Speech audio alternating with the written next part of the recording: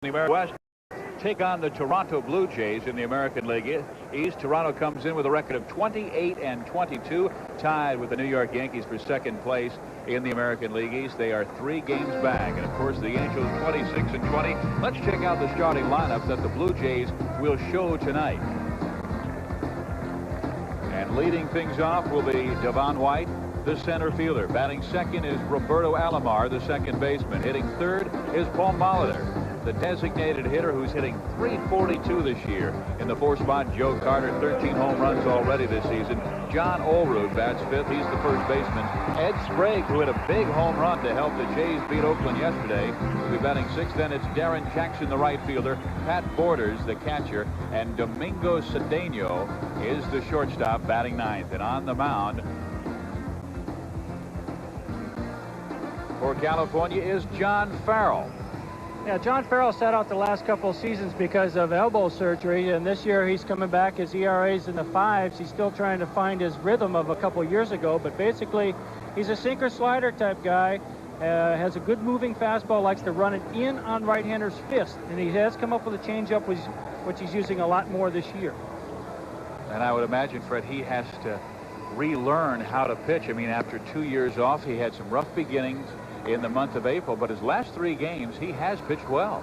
Yeah, it's going to take a while for a sinker baller to get the feel again. You know, these guys don't overpower you, although he can get the ball up in that 90-mile-an-hour range, but he has to locate the ball very well to be successful. He has to keep the ball down, induce a lot of ground balls to be successful.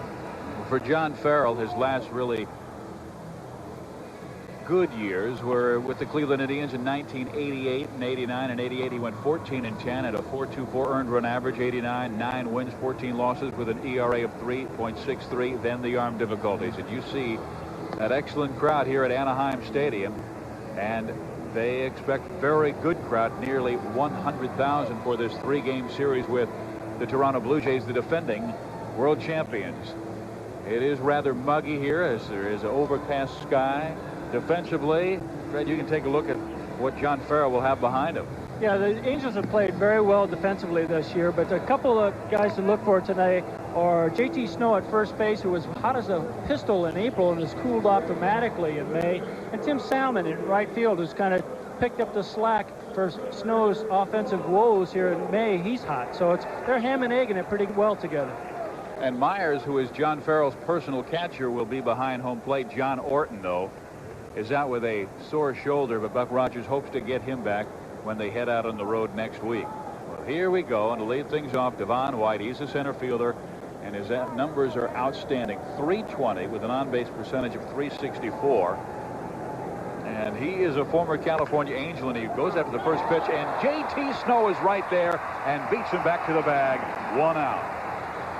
Well, Fred, J.T. has been slumping at the plate, but in the field he has been sensational.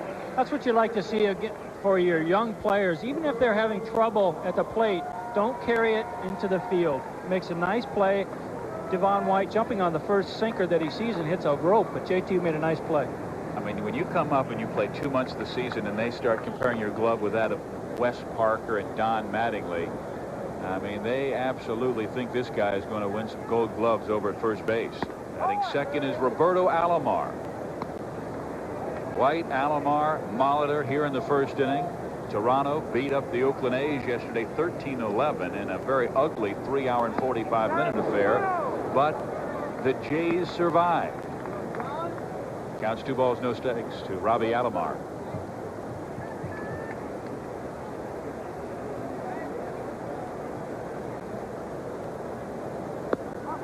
That misses low. John Farrell, his first start this year was April 10th. He lost 5-2 to Detroit, but he said the loss was disappointing, but just the fact that he was able to go out on the mound and throw the baseball 4 strikes effectively was such a relief. Well, he walks Roberto Alomar here with 1 out to start this ball game.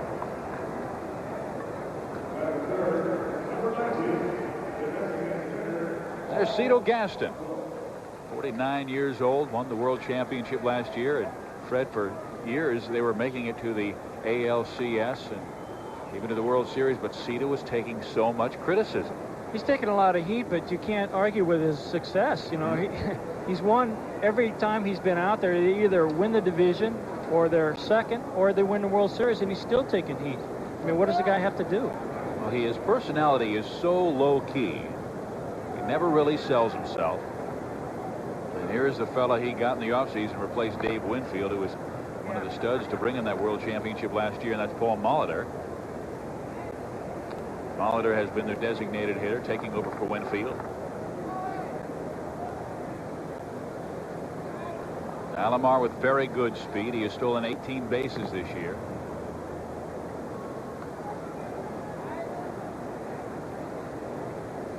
And Paul's a great guy to have at the plate if you have a base runner at first base.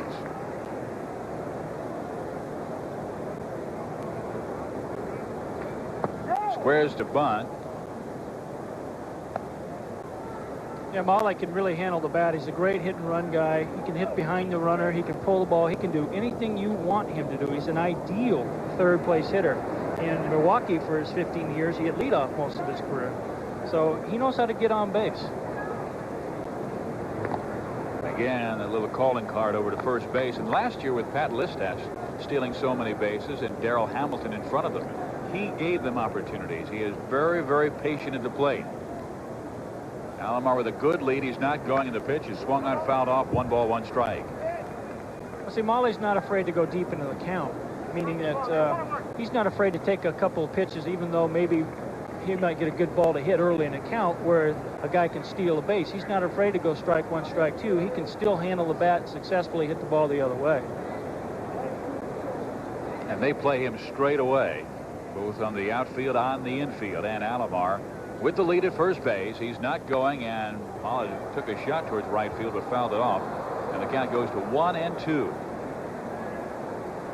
Warm afternoon. Everybody's in their shirt sleeves. They're going to go home and have a Memorial Day barbecue after this one. There's Snow and Alomar, two of the young guns in the American League. Snow, the rookie, and Alomar, well, he's now 25 years old. Seems like he's been playing for 10. 3-time All-Star.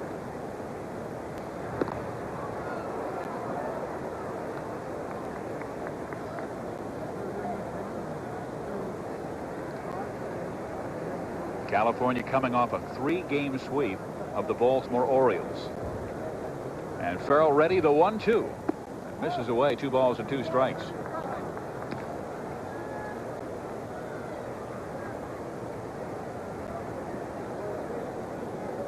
Toronto was up in Oakland and did not play well defensively against the Oakland A's, but did survive in the Oakland Coliseum, and they came out still in second place, tie with the New York Yankees. Of course, Detroit is in first place with a record of 30-18. In the last 11 games, I mean, they went 20-19 the first month and a half of the year, 8-3 the last. Earned run average, their pitching has been so much better. Yeah, look at that team batting average of 292. I mean, that's what you see in the College World Series. Alomar's going, throw to second base is not in time.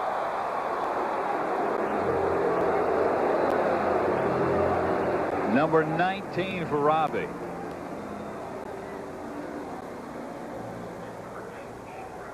Robbie got a pretty good jump, comes up holding his back a little bit. That's what that head first slide is going to do for you. He takes a peek here. This infield during day games is a little bit slower as a runner, and he does beat it. Gets his left hand in there before the tag. Nice throw by Myers. But this is a soft track during the day games here. They water it down so that the infield doesn't get too dusty, and it's not a fast track for these runners. Blue Jays have a runner in scoring position with 1 out. Molitor and Carter coming up, and Molitor sends one in the air left field. Luis Polonia's there and makes the catch. Alomar bluffed the move to third base, but Polonia's throw was right on target, so Robbie stays at second base. 2 outs.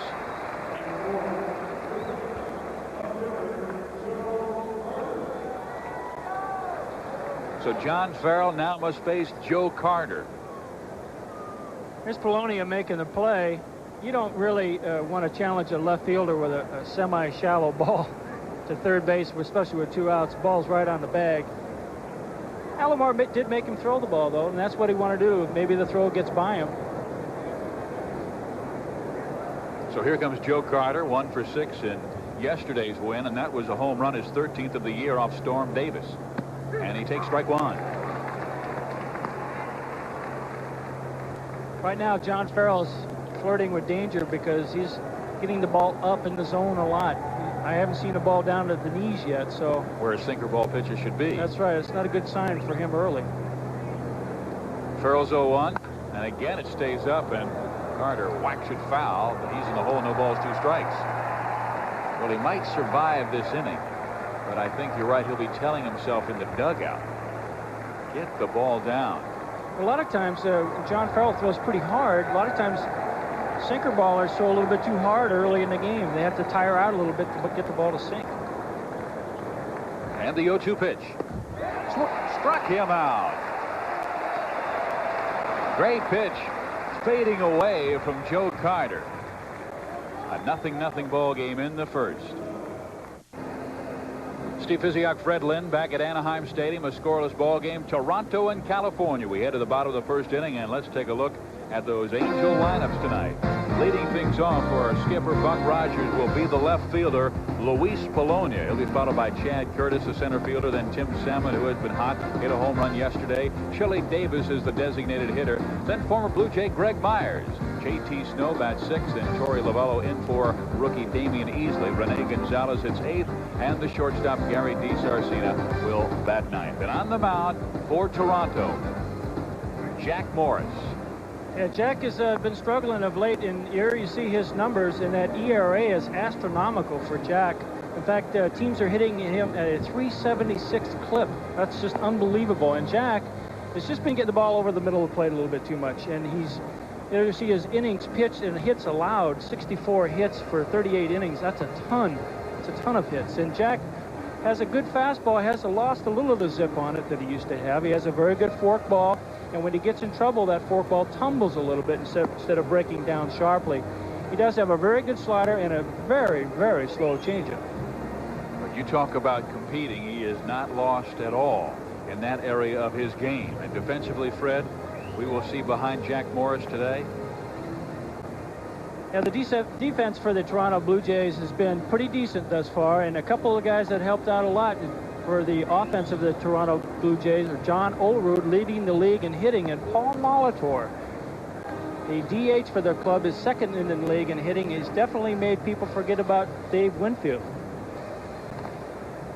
Of course, you have White in center field with those 4 gold gloves, and Alomar at second base. He's fabulous defensively. There's Buck Rogers. What a start he has had. It was about this time last year when Buck was in the hospital after that Buck back, and he and Whitey Herzog have built a real winner this season after completely changing the theme of their team. Very old last year with guys like Von Hayes and Huey Brooks and Lance Parrish. They've gone the youth movement this year, playing with so many youngsters, and they have had such great pitching. And that is the reason California's in first place. There is Domingo Cedeno, the shortstop. He is the older brother of Andujar Cedeno of the Houston Astros. And here's Luis Polonia to lead things off, and he takes strike 1. Polonia hitting .270 this year, has a home run. He did that last Tuesday in Seattle. Down the line, a high arching shot into the Kingdome seats. He fouls this one off, and he's in the hole. No balls, 2 strikes. Polonia is a little bit of an unusual leadoff hitter in that he doesn't walk very often. He's up there slashing away. You saw his on-base percentage is only .318 for hitting .270. That's pretty low. He's up there cutting and slashing. Swing and a miss, and down goes Luis at a pitch in the dirt. And Morris with his first strikeout of this game.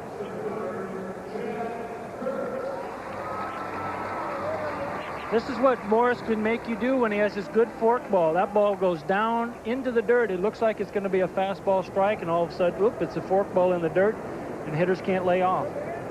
That's Jack Morris at his best. So one out, and the batter is Chad Curtis, and what a story this young man has been. .329 the batting average. His on-base percentage 5th best in the American League at over 42%. He has a pair of home runs. Chad Curtis, a 45th round draft choice, and if you ask him why, he'll say easy. I'm 5 feet 10 inches tall and only 175 pounds, and they don't look at the little guys. Especially in the outfield where they expect guys to hit for power, and you have to be very, very quick, which he is. He can run. He plays a great center field, but there's a lot of guys that are bigger and stronger, and those are the guys that the scouts look for. He goes to right field. Darren Jackson, excellent defensively, is there, makes the catch, 2 outs.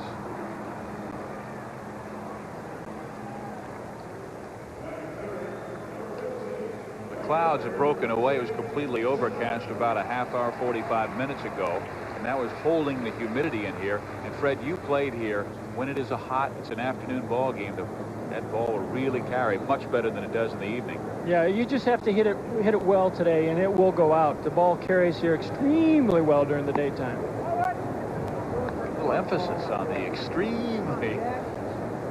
That Believe ball me, in on you and you can turn on it. That's right. The pitchers don't like to pitch during the daylight hours here. Hitters love to hit, though. Well, here's Tim Salmon. He's having a terrific year. Salmon hitting .282. Hit his 9th home run yesterday. It was a big one, a 3-run shot in the 2nd inning when California scored 7 runs on Baltimore and survived that contest 7-5. Boy, he crushes this one, but right at the center fielder Devon White, who comes on to make the catch in a 1-2-3 inning for Morris. He strikes out 1, and we are through 1 scoreless game.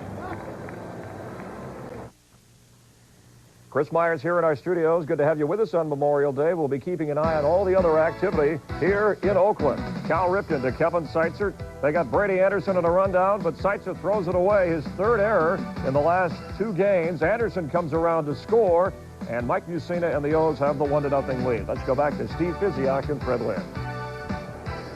I know that you will.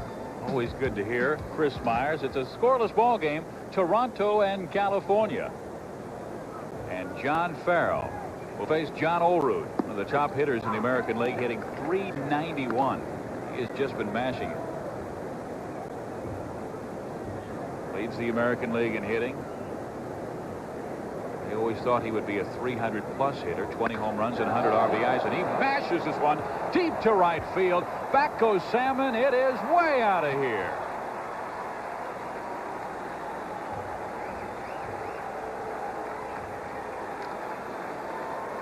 The 8th home run of the year for John Olerud, and it gives Toronto a 1-0 lead on California.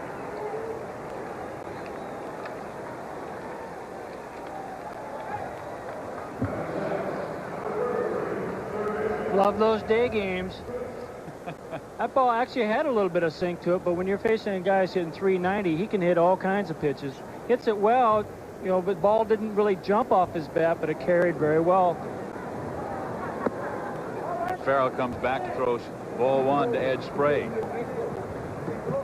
What a year he has had. Paul Molitor walked up to him, who's his new teammate in spring training, Fred, and said, "When are you going to win a batting title?" And he said, "This year." Kind of puffed his chest out. Well, you know, he's a very, very patient guy. And when he joined the club right out of Washington State, I mean, he didn't appear in the minor leagues at all. Very quiet and very unassuming. And he's not one of those ready to strut his stuff kind of guys. Ed Sprague pops one up foul territory. J.T. Snow, 1 out. And because of that, I don't think he had the kind of confidence in his ability that his teammates had in him. Yeah, he's a real quiet individual, but this year they wanted him to become a little bit more aggressive, a little bit more assertive, because he's a big guy and he can hit for power, as we just saw. And with the absence of Dave Winfield, they thought they needed that little extra oomph. So I said, hey, don't take quite as many pitches. You know, we don't want you to walk 150 times. Go ahead and swing at a few of those. Here's Darren Jackson. He swings and misses. Strike 1. Jackson started the year with the San Diego Padres organization, came over to Toronto in the trade for Derek Bell, who's having quite a year for the Padres.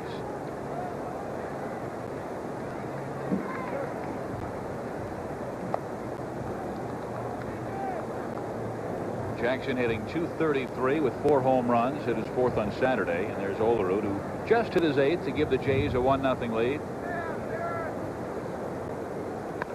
A little check swing ground ball. J.T. Snow, that's an easy one.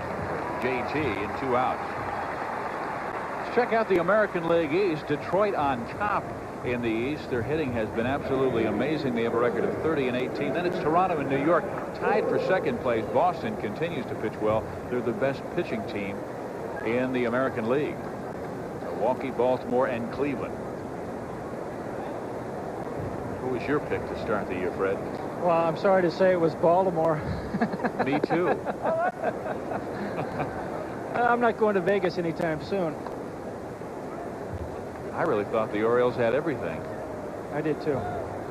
Pitching staff looked strong. Ooh, that one hurt a little bit. Matt Borders goes down in a heap at home plate. That's when you know a sinker baller is working. You know, when he gets a lot of balls hit off the feet, especially with a right-handed hitter, this ball is going to come down and into him, and he hits it right on top of the ball, and he drives it right into his back foot. I mean, that's very unusual. You hardly ever see that. Wow, that hurts. Skipper Cito Gaston never moved from the dugout.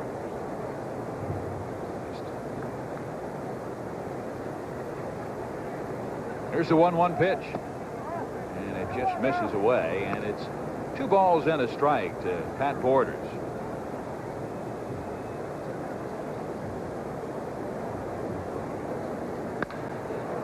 In the air, right center field. Salmon. That will do it for John Farrell in California, but he gives up his first hit of the game. That's a home run by John Olerud, and it is 1-0 Toronto. Introducing the 1993 Miller Genuine Draft Light Indy car. This year, say MGB Light and say no more.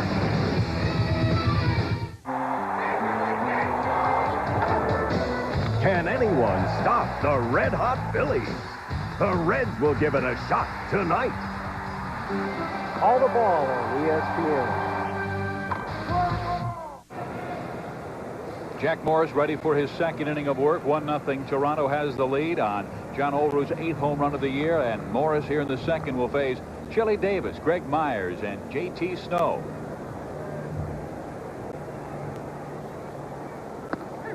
And Chili takes strike 1.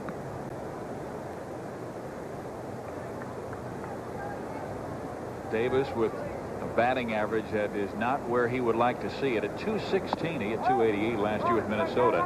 His home run numbers were down, so were his RBI totals, but Chili Davis is always expected to be about .270, .280, near 20 home runs, and he hits from both sides of the plate, and they expected him to solidify the middle of their offense from the cleanup spot. You would see Chili Davis with those kind of numbers, Fred. You would really be surprised this 2 months into the year that California would be in first place. Yeah, they'd be in first place by a lot more games if he starts to get a little bit hot with that bat. Check to swing, but take strike 2. 2 balls, 2 strikes. Because he's got power from both sides, and he can be a real asset in the middle of that lineup, but thus far he's been struggling.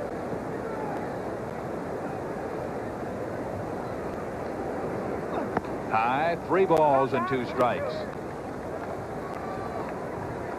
Morris now 38 years old, raised in St. Paul, Minnesota, but now lives his days in the state of Montana. Loves to hunt and fish. 16th year in the big leagues. The 3-2.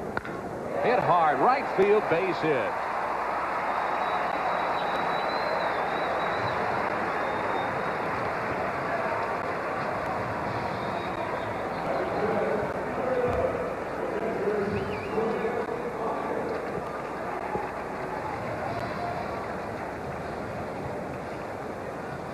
Now, one thing about Jack, he doesn't like to walk hitters. So if you get him behind in the count, he's going to come in there with a pretty good pitch to hit. And Chili got a fastball right down the gut, and Jack's lucky he didn't park that one. Well, here comes Greg Myers. He is the former Toronto Blue Jay. Came over last year to California on July 31st.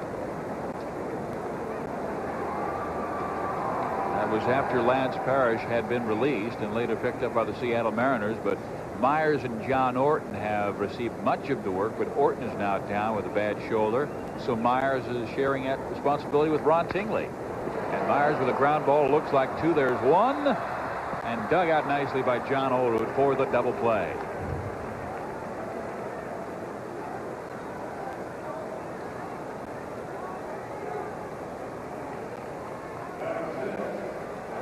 This is a pitcher's best friend, is the double play ball.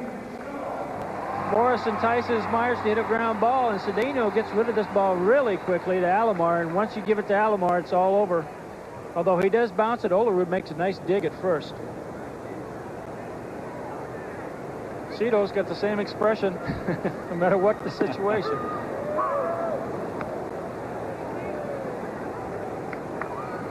Well, he has a talented team once again. Here is J.T. Snow. Boy, has he been in a terrible slump. And he waves at a split-fingered fastball, and he's in the hole. No balls, 2 strikes. He's been looking at the hole in the last month of the season. I mean, on April 24th, this fellow is hitting .407. He is now hitting .216. He's gone through a 111 slump, and he just kind of sneaks that one over to the third baseman, Ed Sprague. Throws out JT by a step and a half. We are through 2 here in Anaheim. 1-0 Toronto. John Farrell ready for his 3rd inning of work. He gave up the home run to John Olerud for the Toronto 1-0 lead. Let's check out the American League West, where California has the 3-game edge on Chicago and Kansas City. Then Texas 3.5 back, followed by Seattle, Minnesota, and Oakland.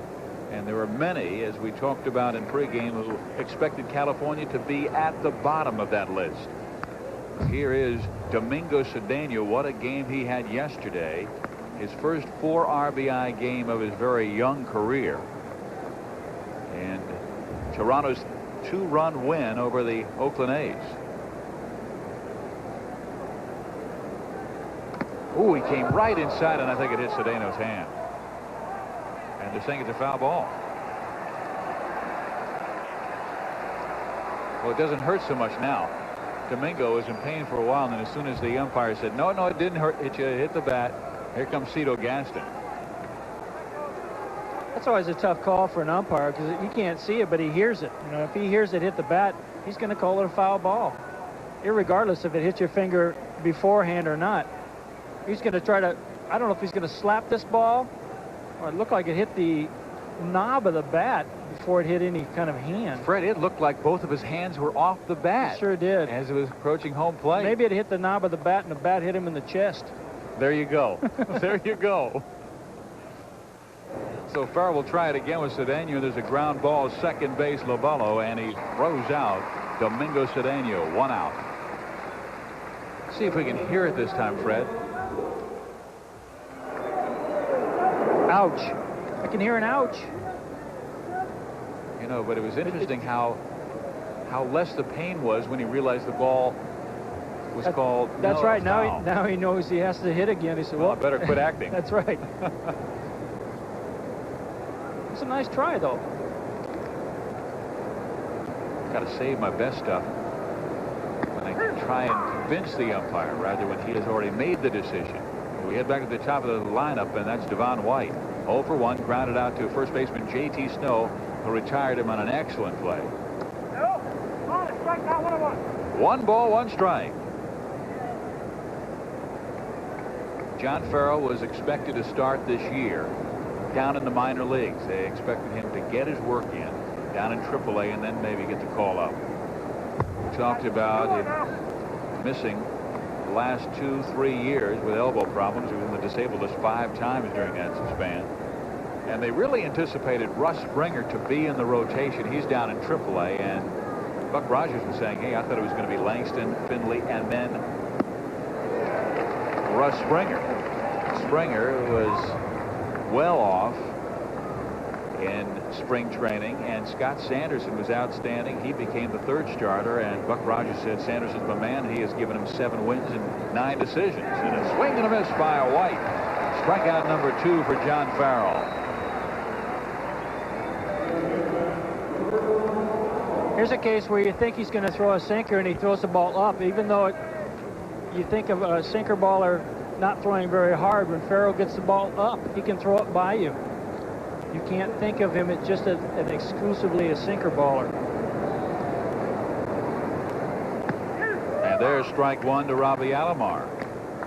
So after the home run by Allroot, Farrell back on Beamy's retired 5 straight. Starts out Alomar with strike one. 1 ball, 1 strike. But then you know that listening to Tim Tashida.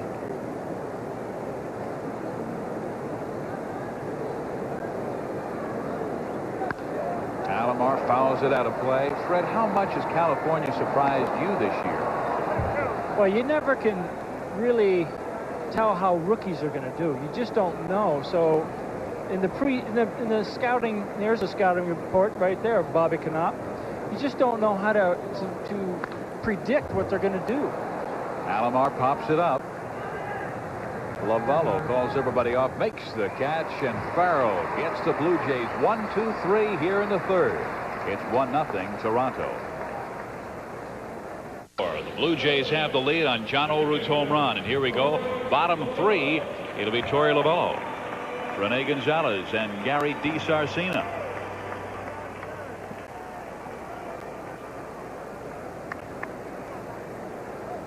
Lovello did not play yesterday. He is actually giving Damian Easley, the rookie second baseman, a day off because Easley has suffered really a lot of pain in his shins. And he has had several days off in this month of May. Lovello, 27 years old. Played college baseball at one of Fred's favorite schools, UCLA. Head, of course, an All-American USC Trojan, and I understand your club has a test today, don't they? Yeah, they have to sweep University of Texas to go back to Omaha. I'm pulling for the boys. You're hoping to meet them there. Fred will be bringing the College World Series your way with Tim Brando and Mike Patrick, and who else will be there? Steve Garvey's going to be there. Steve Garvey's going to be there. That's a great time. Lovello with the count, 2-1. And it misses away. It's 3 balls and 1 strike. Morris to Torey Lovello. This is a situation Jack does not want to get in. He doesn't want to get behind to these hitters. Plus he may have to come into that fastball. And he misses away, ball 4, so the leadoff man is on. That represents the tying run. And here comes Rene Gonzalez.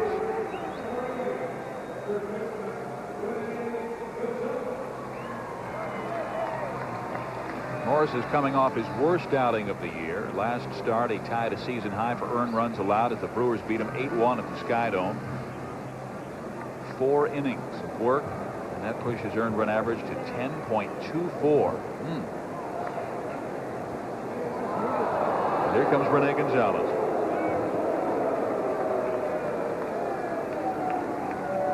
He has a home run, only one though since June 23rd last year.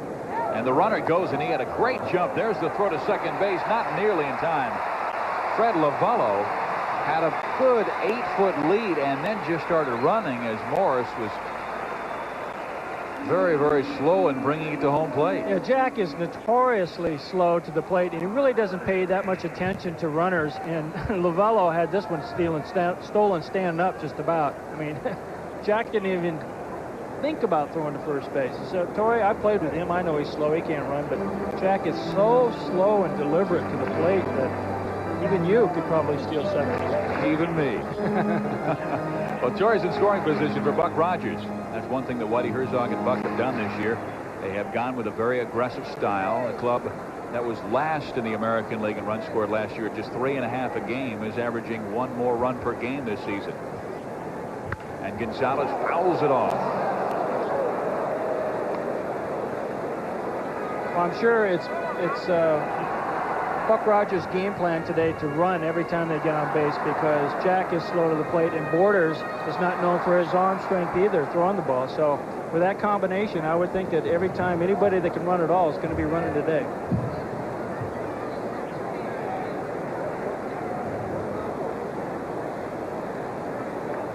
Morris with the 1-1 pitch. Gonzalez chopper up the middle. Alomar can't get it. Lovello around third. He will score. We are tied at 1.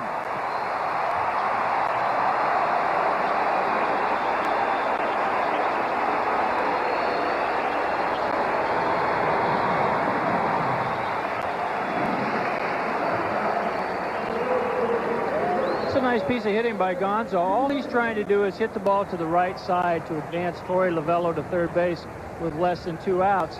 And when you try to do that, good things happen to you. You try to play the game the right way, good things happen, and he sneaks the ball up the middle. Attaboy for Torey. Let's see how quickly Rene decides to go. Morris does have a good move to first base. Rene is not going right now as DeSarcina bluffed a move to bunt, and that brought Sprague down the line at third. Ed has had a rough go defensively of late. He had 4 errors in the last 4 games. 3 of those in that Oakland series. Gonzalez is going, and DeSarcina swings and just throws the bat away. The ball is dropped by Pat Borders, and Rene will have to go back to first base, as he just did catch a piece of that ball. Well, Rene's not a speed demon, but he does have 5 stolen bases, so that, like I said, anybody that can run a lick is going to be going today. And there was a nice hit run try by Gonzalez and then DeSarcina, but it just didn't work out. We'll try it again with a count 1 ball, 1 strike.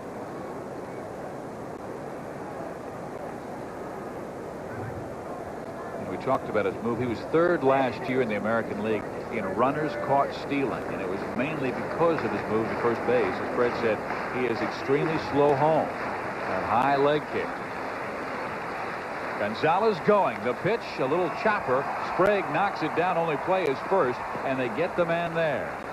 So moving into scoring position is Gonzalez with 1 out.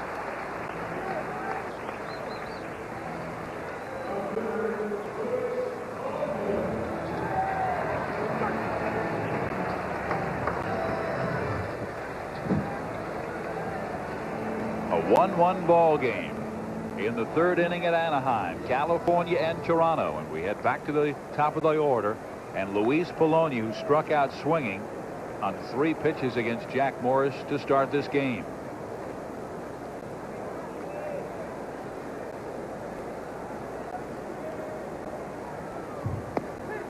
That's in there.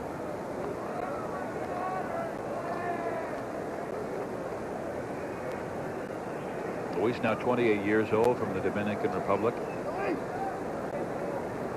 Angels' most valuable player last year. Squares to bunt. And after bluffing, I thought Sprague might come in a bit, but he was still a good 4 feet behind the bag and off the line a good 12 feet. If you're a good bunter, you have to be way in past the bag. If you're even with the bag, a good bunter is going to beat you. And Polonia is a pretty good bunter. Now Sprague can back up even more over at third base. 2 strikes in the batter, Luis Polonia. This is low. Ball and 2 strikes. Gonzalez at second base. 1 out in the 3rd.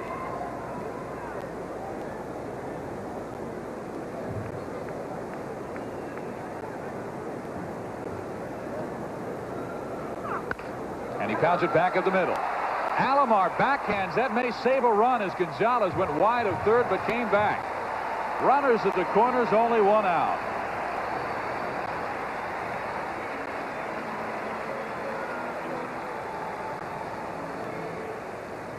Alomar showing you why he is a Gold Glove winner. He has great range. This ball looked like it was a base hit all the way. Makes a nice sliding play, and then from his knees, wisely throws to third base, trying to catch Rene Gonzalez, making too big a turn around third, but Gonzo was alert to the throw.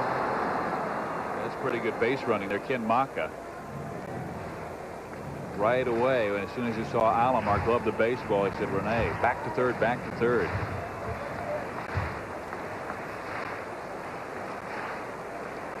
Polonia, man, he's really a threat to go. He has 10 stolen bases this year. He does not go, and the pitch is hit down the line. That looks like extra bases.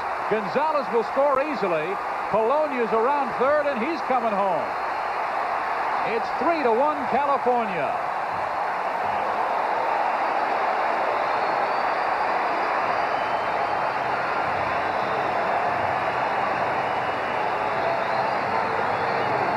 They're not doing too much wrong right now, Fred. No, they're not. And even though they're not stealing a lot of bases, the threat of the steal may be affecting Jack's concentration a little bit. He gets the ball up in the middle of the plate, and Curtis ropes it down the left field line. Carter has to wait and see what this ball is going to do down there. Rolls around a little bit. He doesn't want to allow a triple, but with Polonia's speed, he gets home easily on the double by Curtis. Well, that Chad Curtis just looks better and better. He knocks in RBIs 21 and 22. Here comes Galen Cisco out to talk with Jack Morris. Cito, the expression again does not change. He has won 3 American League East titles his last 4 years, so he knows about pressure. So does this man. We saw him a year and a half ago pitch one of the best games I've ever seen pitched in postseason play. Game 7 of the World Series. Beat the Atlanta Braves 1-0 in 10 innings, and Jack win all 10. Fork ball low. So faces Tim Salmon with 1 out in the 3rd. Chad Curtis at second base. Alabar moves over towards second. Salmon, big swing and a miss, a ball to strike.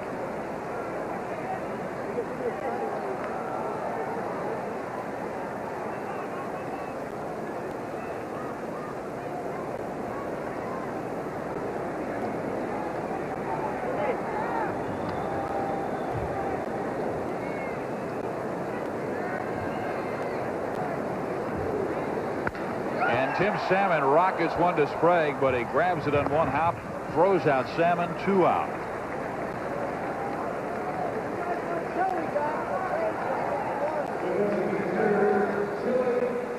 Ed Sprague's had a couple tough days in Oakland, but he's made 2 nice plays in this inning alone. Here's a short hop bullet.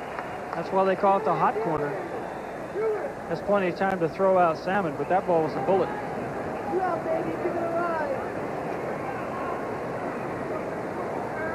There's the dirt you were talking about here at Anaheim. They used to really criticize this place. It has improved. Yeah, about 4 or 5 years ago, they changed the composition of the infield. It used to be a crushed brick, and boy, was it tough to play on. You get It's all beautiful, but you're right, it's tough. That's right. It looks good, but the infielders used to hate it. That's a little like Dodger Stadium. It used to be the same thing, and every time it gets chewed up a little bit, it gets just terrible hops on it. It gets really hard, and now they've put more sand in it, and it's a little bit more true, and infielders get better hops on this.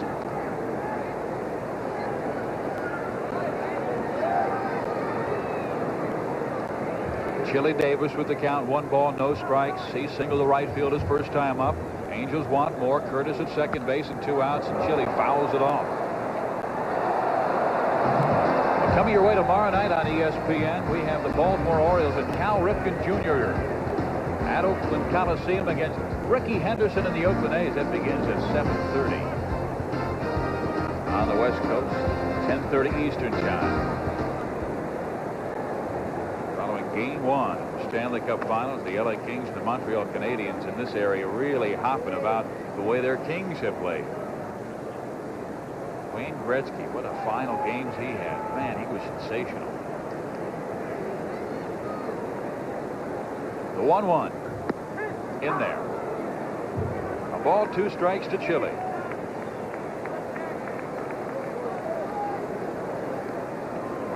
Years ago, he was the designated hitter of the year for the Minnesota Twins, helping them to the World Championship. Then he struggled a little bit last year, and he was in his final year of his contract, and the Angels quickly signed him. They needed a cleanup man. Chile grounds it. First baseman Olerud. He'll take it himself. But California comes up with a big 3 spot on that man, Jack Morris, to claim a 3-1 lead on Toronto. Mets at Chicago. Bobby Bonilla, 2 homers yesterday, facing Mike Harkey leading off the second. Another home run, his 13th of the year, and Eric Hillman and the Mets have a 1-0 lead in the 4th at Chicago. At Minnesota, Texas leading 1-0. Butch Davis trying to add to it. It's up there. It's out there. But Kirby Puckett is back there and takes a home run away, but Charlie Liebrandt pitches the shutout and the Rangers win 1-0. Back to Fred and Steve. That snaps that Minnesota hot streak. They had won 4 straight games. Here we are at Anaheim Stadium. Steve Physiak and Fred Lynn. And the Angels have a 3-1 lead on the Toronto Blue Jays as California scoring 3 times in their half of the third. Top of the 4th inning we go, and to lead things off, Paul Molitor. He'll be followed by Joe Carter and then John Olerud. This has been the month for Paul Molitor. I mean, he's hitting .380 in the month of May, and a guy who will give you sometimes 10 to 15 home runs a year has given them 5 in the month alone. Foul back. Joe Carter was saying, hey, he's taking all my RBIs away. Remember the guys behind you. Yeah, but Joe, he's hitting .345. You know, he's on base a lot for him, too. Don't forget that. And he also moves runners around. Merrill came inside. 2 balls and a strike. Buck Rogers, his team coming back from a 1-0 deficit to claim a 3-1 lead. Timely hitting, very aggressive running, got them their lead. Count 3-1 to Molitor. He fly to left field his first time up. Merrill has walked only 1. And now he's walked 2. And it starts the 4th inning, and that was just the way Jack Morris started his troublesome 3rd. Well, if you're a manager, you just love to see your pitcher come out and get that first out after you've scored 3 runs to take the lead. You don't want to get the momentum back to the other team. So good speed and a fine base runner at first base. And okay, Joe Carter, you talked about him taking your RBIs. Now you've got one at first base, and it's your teammate Paul.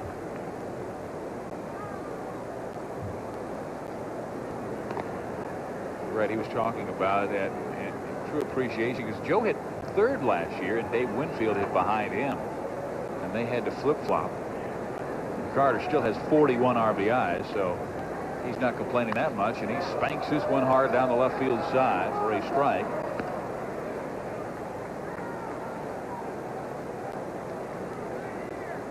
Joe's 2nd in RBIs in the American League with 41. Albert Bell has 44 for Cleveland.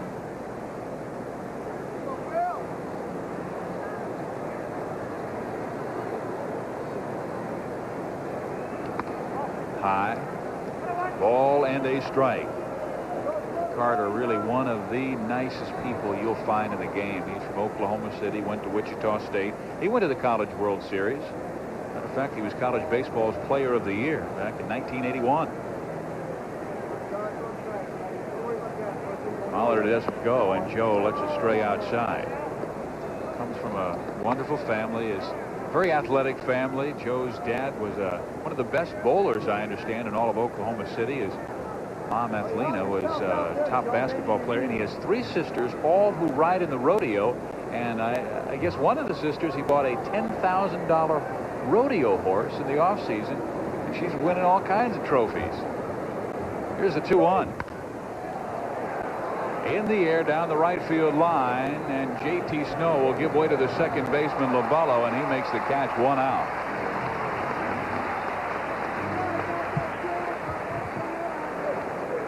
Here comes John Olerud, and he is leading the American League in hitting at .391. Molitor of the Jays is 2nd at .342. He's at first base. Then it's Lofton, who's had an excellent comeback season after fine rookie campaign. Juan Gonzalez, Mo Vaughn, and Chad Curtis of California. So we have this afternoon 3 of the top 6. Olerud, Molitor, and Curtis on display in Anaheim.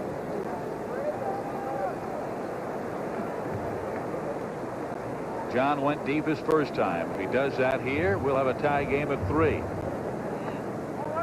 And it's away, ball 1.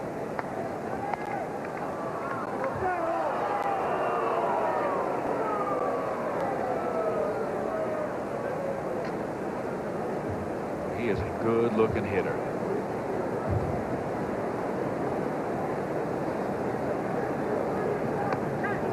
In there, ball and a strike. And I am broadcasting with one of the guys who had one of the sweetest swings for a left-hander, and Fred Lynn, so I know you can appreciate Olerud's stroke. Yeah, he doesn't have any wasted movement in his swing. It's very compact, very economical. And when he swings, he usually makes contact. Outside corner, strike 2, 1 ball, 2 strikes. And Fred, is that unusual for a guy his size, 6'4", 6'5"? Yeah, it is. To be that compact for that kind of size is unusual, and that's what makes him such a average hitter. You know, he's hitting 394, and most big guys can't do that. They can hit for power, but they can't hit for the high average because they have too long a swing most of the time, too many holes in it.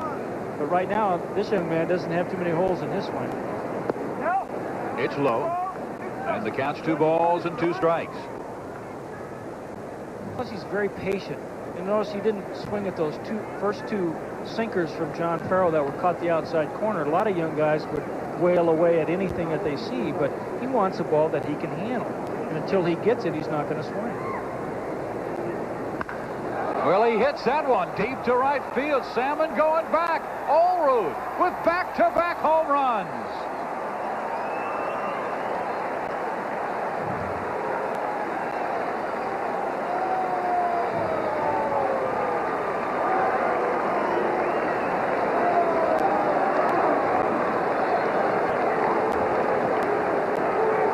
Makes Toronto tough. Doesn't matter how many you score, they can score a lot of runs. Here's the swing from Olerud. There's a high changeup. That's a changeup right in the middle of the plate, and Olerud is not fooled. See how compact he is? His weight is back, and even though it's a changeup, he crushes it. And we are tied at 3. He has had a pretty good last couple of days. Olerud against Oakland yesterday was up 4 times, scored 4 runs, had 2 hits, and RBI hit his 7th home run off Storm Davis. So right now it's his 3rd home run in the last 2 games. And the average right near 400. Pitch to Ed Sprague is low.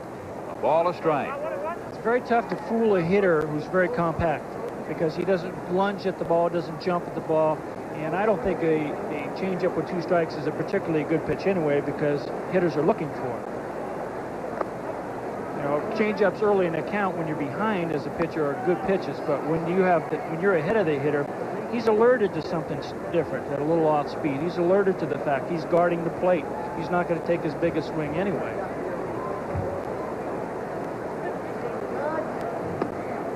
That one misses. And it's 3-1 to Ed Sprague. You know, to talk about what you were mentioning, and obviously he does not have the stuff of a Roger Clemens, but Clemens had 11 strikeouts on Friday. All 11 were on the fastball. And that's still the best pitch. And there's ball 4 to Sprague. 2 walks in the inning. 1 is already scored in front of the John Olerud home run. You see, hitters, when they get behind in the count, they're starting to think about breaking balls now. You know, they think about fastballs early and breaking balls late. Well, if you pitch backwards, if you throw the breaking stuff early and the fastballs late, you can strike guys out or break bats, get inside on them. But if you do it the other way, the normal way, good hitters are going to eat you up. And that's what Clemens did early in the count. I mean, he was throwing that split-fingered fastball, surprising them with strike 1, and all of a sudden the hitters became defensive. If you can get your breaking stuff over early in the count, you are in the driver's seat because now you can do anything you want with them later in the count. You set them up. They've already seen that. Now they got to look for it. Now you blow the fastball right by them. Well, here is Darren Jackson. Swing and a miss. Darren has averaged 20 home runs his last 2 seasons, both with the San Diego Padres. But then in the cost-cutting program that the Padres have been known for lately, well, he went to Toronto. Misses away. Ball, a strike. Yeah, DJ's going through that adjustment period coming from the National League over to the American League. Doesn't know the pitchers yet, hasn't seen them all. Plus, he lost a lot of weight. He was ill early in the season. He hasn't gained back all his weight, so he's not full strength yet. 2-1. There's their hitting coach, Larry Heisel. He was working close with Darren Jackson to get him back, understanding, like you said, the pitchers in the new league and what they would throw in certain situations.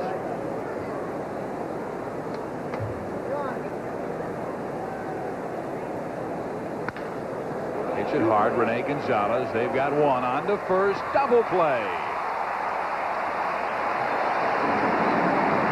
But John Olerud, with his second home run of the game, has tied.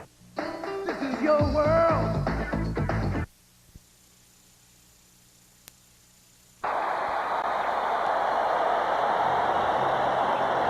So Greg Myers is on to lead off the bottom of the fourth.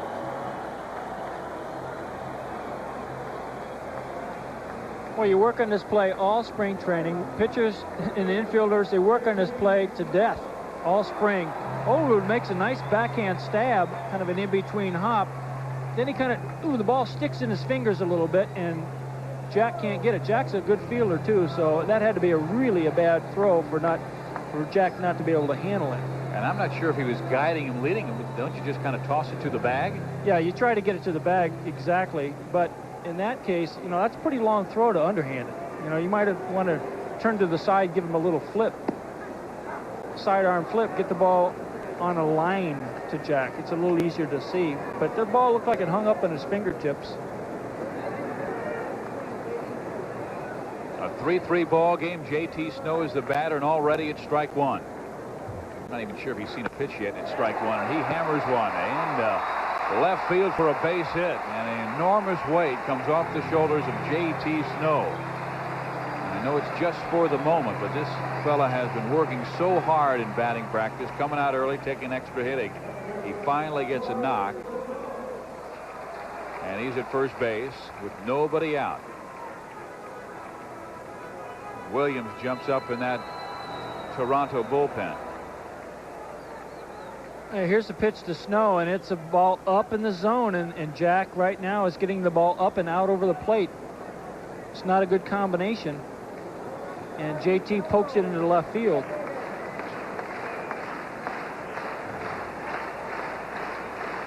So here's Torey Lovullo. He walked and scored his first time up. High. Jack Morris, who doesn't look like the same pitcher, won 21 games last year, most in the American League. He has been up in the strike zone with everything. You're talking about that split finger just kind of tumbling towards home plate. That has been the pitch that has hurt him the most, and that's not working. Then the pitchers or the hitters are just looking fastball. Misses just a bit inside. 2 balls and no strikes. Angels with runners on first and second. That's Myers, second base. Snow at first. Sprague even with the bag at third.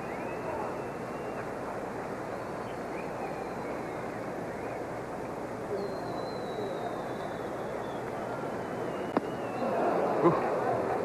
2-1. As a hitter, you can't hold Jack cheaply. He can still get it up there, and right now he's a little upset, so I'm sure the adrenaline's running in him pretty good. If he throws a fastball, you better be ready for the fastball, because he can still get up there in that 90 range.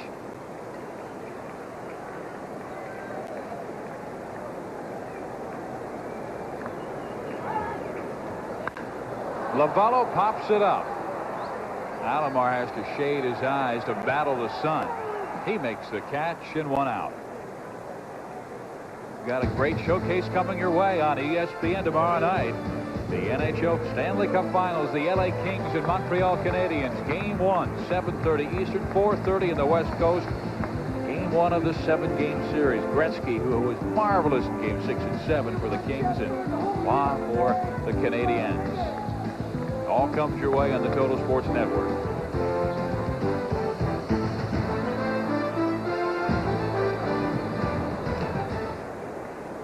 Robbie Alomar, who is not wearing sunglasses, now thinks better and puts them on. He's fighting that sun. Gonzalez singled, drove in a run, and came around to score in the double by Chad Curtis his last time up.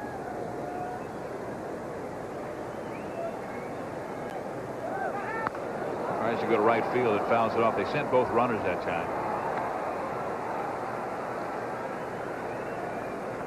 Renee's a pretty good guy to hit and run with. He's not a power guy, but he handles the bat pretty well, and he hits the ball the other way very well.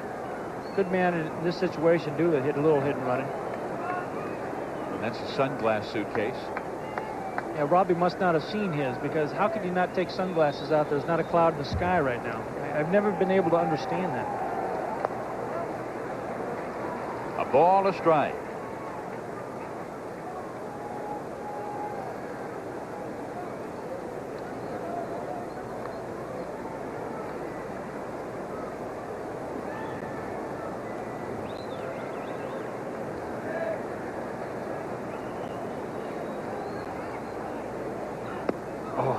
Good pitch by Morris. 1 ball, 2 strikes.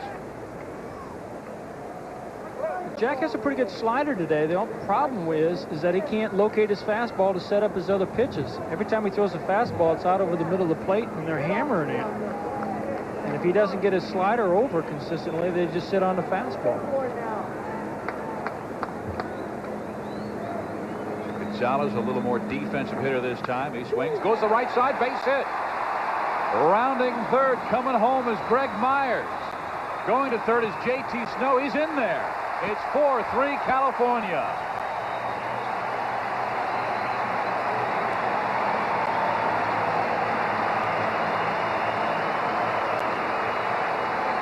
And those are 2 really good at-bats for Rene Gonzalez.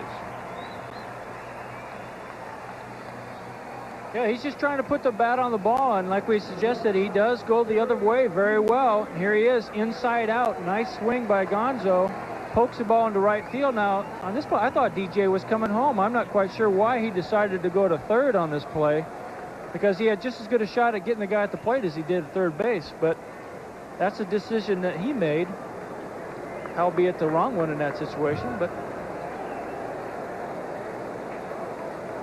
and here's Gary DiSarcina.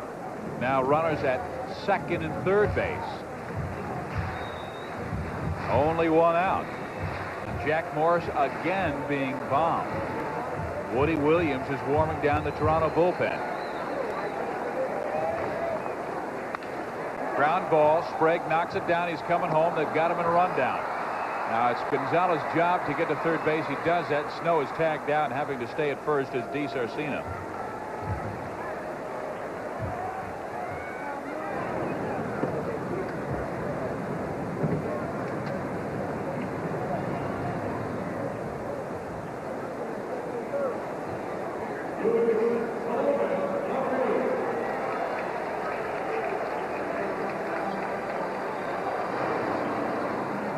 Now it's runners at the corners for the Angels. 2 gone, and Luis Polonia stepping to the plate.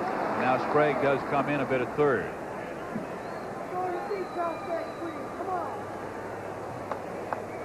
Allroad holding the man at first base to a big hole between first and second base. See how they work him. Polonia does like to shoot that ball down the left field side, particularly with that outside pitch. Got one on the outside corner, and that's a strike. Yeah, here's a situation where Jack wants to keep the ball away. His defense is shading Polonia the other way, so you can pitch him away, play him away. You don't want to give him something inside where he can pull it to that hole. Each time it misses away, and it's a ball and a strike.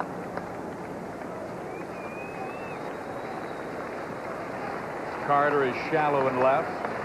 Jackson, regular depth at right field.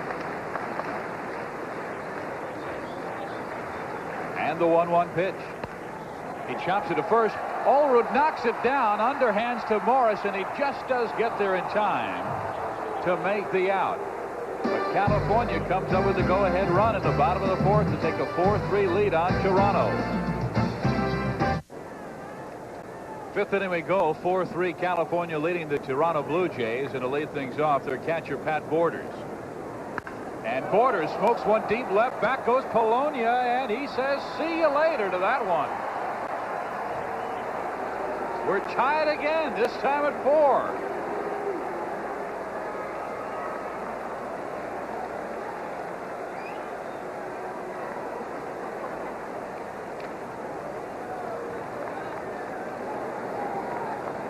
Great place to hit during the daytime. That's 3 for Toronto. Borders jumps on his first fastball. Actually, it's a pretty good sinker down and in. But if you're a right-handed hitter, that's where you're going to be looking. And Farrell has now gone 54 innings this year, and he has given up 10 home runs. That's a lot of home runs for a supposedly sinker baller. You know, and if you go like 200 innings, 200 plus innings, if you're looking at Bert Blyleven territory. You remember that year he gave up like 52 home runs pitching in Minnesota? Here's Domingo Cedeno. He's 0 for 1, grounded out to the second baseman his first time up. That was to start the third inning. And Cedeno skies one in the air, center field. Chad Curtis racing over, makes the catch just in front of Luis Polonia. Let's go to Chris Myers. All right, Steve. Budweiser takes us to Wrigley. The Cubs rallying against the Mets. Steve Buechele with a base hit, scoring Ryne Sandberg. Joe Orsulak is going to try and get Sammy Sosa going to third, and he does. Hundley has homered, though, and the Mets lead 3-2 in the fifth. Let's go back to Anaheim. Fred Lynn and Steve Fizia. All right, thanks to that proud dad, Chris Myers. Here we are in Anaheim, tied at 4, Toronto and California. John Farrell with 1 out facing Devon White. He's 0 for 2, grounded out to first base his first time up, and struck out swinging his last. And he swings and misses here. It's 1 ball and 1 strike.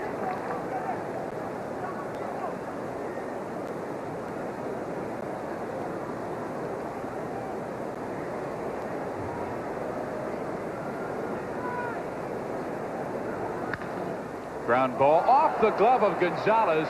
No chance to get White.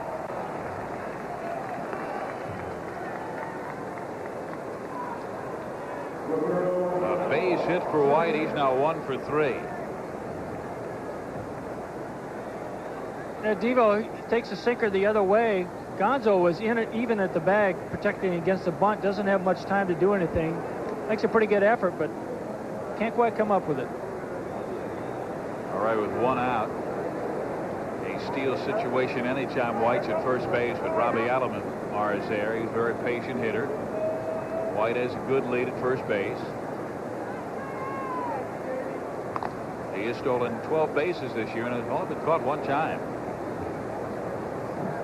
Chad Curtis of California leads everybody in the American League in stolen bases with 25. Then Kenny Lofton of Cleveland has 23. Alomar squares, pitch high. All no strikes. Blue Jays again in one of those back and forth games. They had one yesterday at the Oakland Coliseum. This is being played a little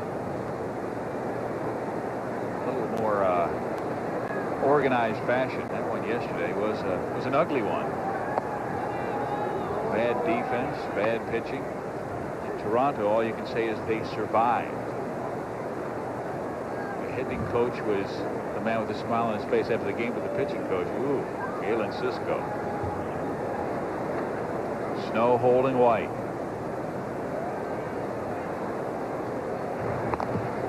That 1-0 pitch out's a great move if it works, but if it doesn't, now you got 2-0 to a dangerous hitter. And it's not as if this man has been sharp with his control. No, that's right.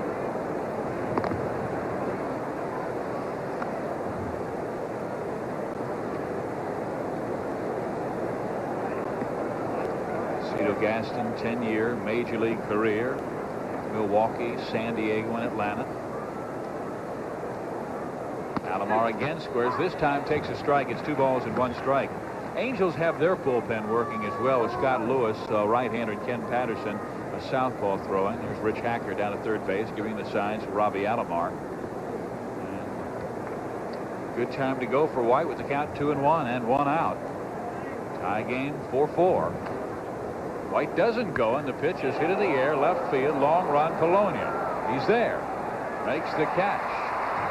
2 outs.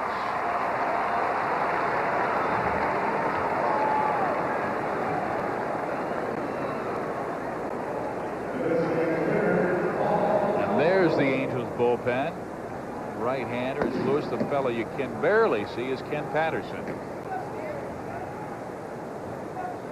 Well, this game figured to be a game of bullpens because the starters' ERAs were 5 and 10 respectively.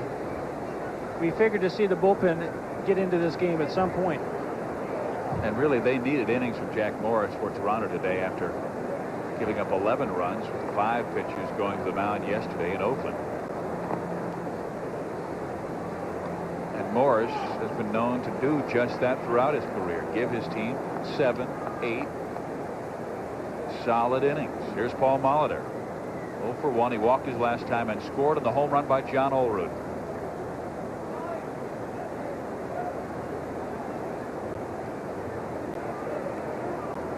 White does not go, and the pitch misses. A ball and no strikes.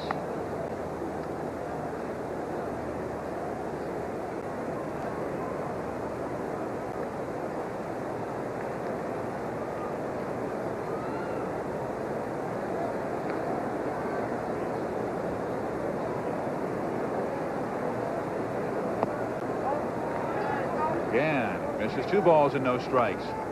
White has been around this California area. Started his career with the Angels. In his final season, Doug Rader, who is the skipper before Buck Rogers, only at 216. He does go this time. The throw to second base, not nearly in time. Well, he got there fast. He's standing up when the ball's arriving.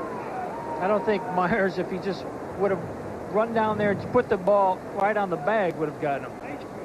There's a great jump by Devo, and look at him go.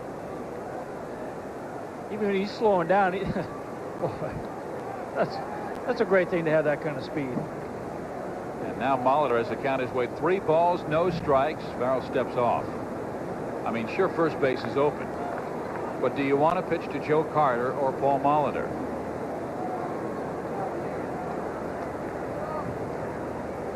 The 3-0. It misses inside, ball 4, so they will pitch to Joe Carter. Runners on first and second, 2 outs.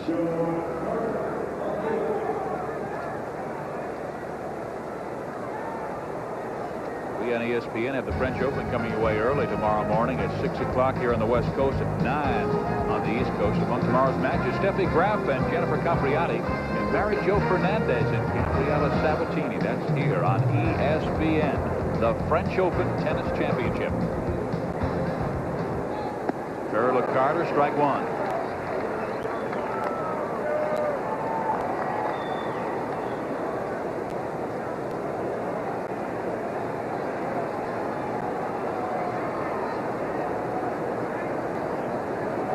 Runners go. The pitch by Carter, smoked down the left field side, but foul. White had third base stolen. If they were going to challenge anybody, it probably would have been Molitor at second base, because White just had a huge break towards third. Yeah, in that situation, Molly's got to watch Devo all the way. If he sees him break, then he goes, and that's what the runner at first has to do. He's always got to keep his eye on that lead runner to see what he's going to do. In Devo's case, he could run it any time, so Molly has to be alert for that. This time Lovello cheats over towards second base a little. And the 0-2 pitch. And Carter swings and misses, striking out. But Farrell gives up a leadoff home run to Pat Borders that ties the game at 4. The cute Lead very next inning. They come right back. So let's see what the California Angels do in their half of inning number 5. Chad Curtis will lead things off. Will be followed by Tim Salmon and Chili Davis. Chad 1 for 2. He doubled in 2 runs his last time up there. Into the corner. And that scored Polonia and Gonzalez. 1 ball, 1 strike. You know, you look at Curtis and his college teammate, Tim Salmon, their numbers very, very similar. I mean, power numbers, average numbers. Yet Salmon goes in the 3rd round and Curtis goes in the 45th round. And you ask him, and he said, yeah, the difference is 5'10" to 6'2". And he was, I mean, he sets his jaw too, Fred, when he talks about it. But he also followed up by saying, but if everybody had my attitude and my desire, well, I wouldn't be playing in the major leagues. That's right. That's one great thing about baseball. It really doesn't matter how big you are. If you've got a big heart and you have some talent, you can get here. Here's a 3-1. And Curtis smokes it again down the line, but foul. I mean, you played against a guy who was a shortstop for the Kansas City Royals, Freddie Patek, and boy, he had tremendous desire. Yeah, Freddie was about 5'4", and, you know, he lasted a long time. And also played against a guy named Harry Chappis, and I think he was about 5'3". So it doesn't matter how the size of your body, it's the size of your heart. And there's Rod Carew, hitting coach for the Angels. Curtis fighting this one off. Count is full. 3 balls, 2 strikes to Chad Curtis. He has worked so well with Curtis. Curtis only hit .259 last year, but he knew Chad was going to be one of his top pupils because he's constantly with him, constantly listening, constantly taking advice, and trying to make himself better. It's high, ball 4, so Curtis is on. Chris Myers.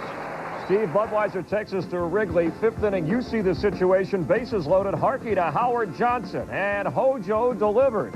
It's going to be a triple. Coleman scores. Tony Fernandez races home. And Bobby Bonilla, who was intentionally walked, also comes in. It's 6-3 New York back to Fred and the man affectionately known as Steve Psychic. There you go, Chris. I knew I would get some comment. As he would say, I know that you will. All right. We have Tim Salmon at the play with a man on first base, the go-ahead run, and Chad Curtis, the stolen base king in the American League with 25 already this year.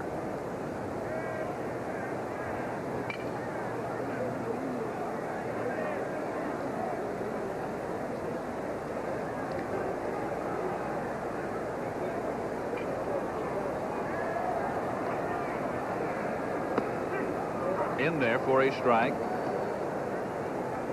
Salmon lined hard to the center fielder, Devon White, in the first, and grounded out to the third baseman in the third.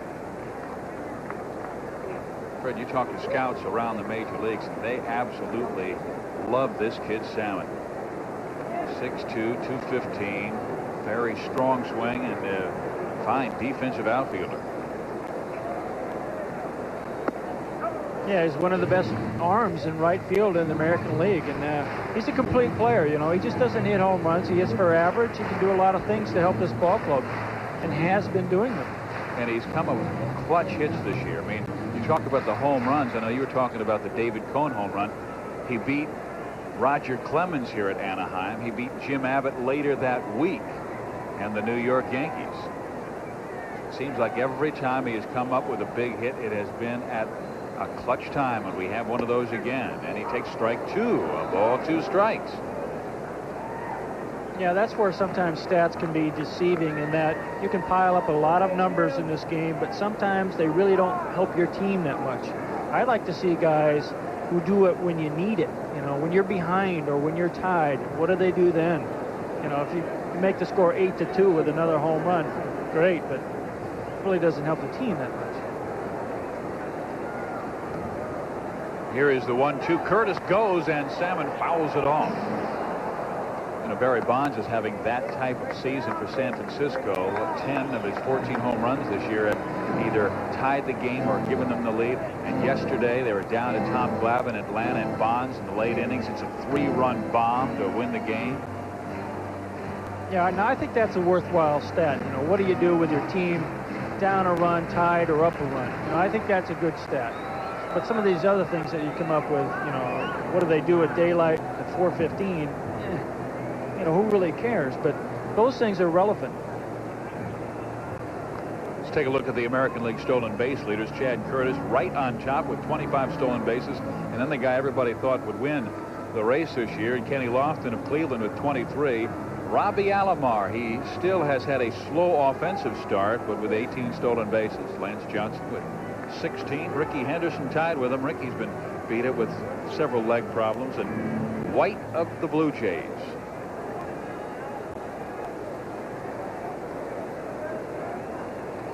And there is Chad Curtis, and the count to Tim Salmon is a ball and 2 strikes.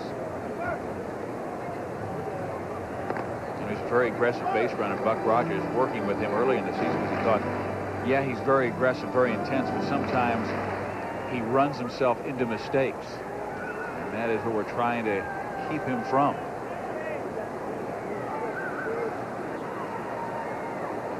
Curtis doesn't go, and the pitch taken up. 2-2. Jack has struggled this entire game. He'll tell himself, I can be beaten, but I will never quit. Curtis digging in at first. He goes. The pitch, swing and a miss. The throw to second, not nearly in time. And backing it up is Domingo Cedeno. So Salmon strikes out. 1 out now in the 5th inning. Curtis moves into scoring position. Yeah, Curtis is dug in like the old track meet. Before they had your own blocks, you had to dig your own hole. He had a great jump. He has this base stolen easily, but he's gone with 2 strikes, and then sometimes that's tough on the hitter when he has 2 strikes on him, especially he's a young hitter. Sometimes they can't lay off that breaking ball. They know the runner's going, and they immediately want to swing. That's 26 stolen bases now for Curtis. Especially with a young hitter up there, that's when you want your base stealers to try to run early in the count if they can.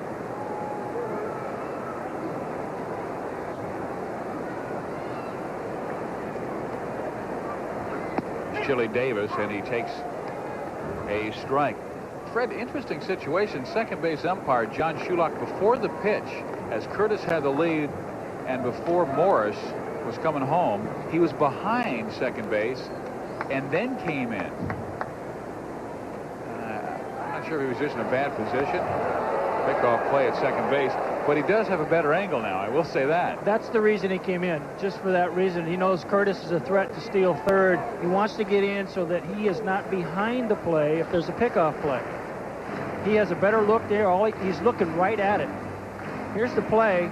Shulock is looking right at this. If he's on the outfield grass, he can't tell if the ball is going to get in there ahead of Curtis.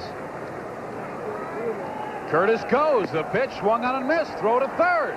In time.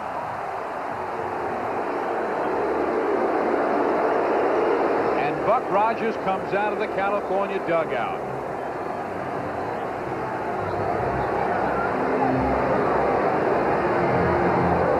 I'm sure Buck's saying, hey, listen, he tagged him on the chest. If he tags him on his chest, his feet has to be on the bag. Curtis got a pretty good jump there. I think everybody in the ballpark knew he was going to try to run it, including umpire Shulock. Here he goes. He's going full speed after about 3 steps. Here's the slide in. And there's a tag high on the leg. And if you tag a guy on the leg that high, and he is, boy, that's close. It's really I'll tell you what, bang, we can't tell on slow-mo, so you got to give the umpire some credit there. He called it as he saw it. Curtis doesn't think so, but I remember old umpire Tom Gorman, who said, anytime I got those bang plays at first base, I called them out and made the game go faster. So 2 outs now, nobody on. Chili Davis, the batter, the 0-2 pitch misses. A ball and 2 strikes.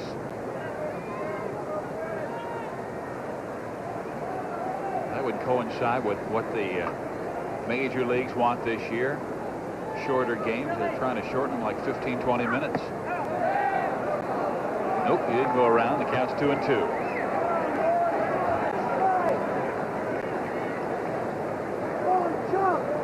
good luck on trying to shorten them 15 to 20 minutes. Get it to play right. 7 innings. Yeah, you'll see them 15 minutes shorter in the College World Series. Yeah. Sometimes. The 2-2. Ground ball. Base hit up the middle. Now that caught stealing at third really looms big.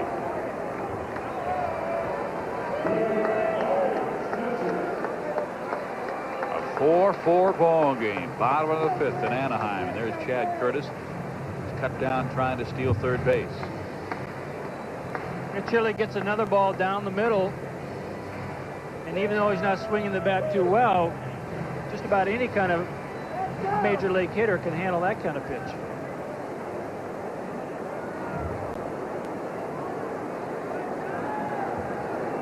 Greg Myers, the batter, with Davis at first base. And even Chile is bluffing a move. The former high school catcher from Dorsey High School here in Los Angeles. Chile never known for his wheels.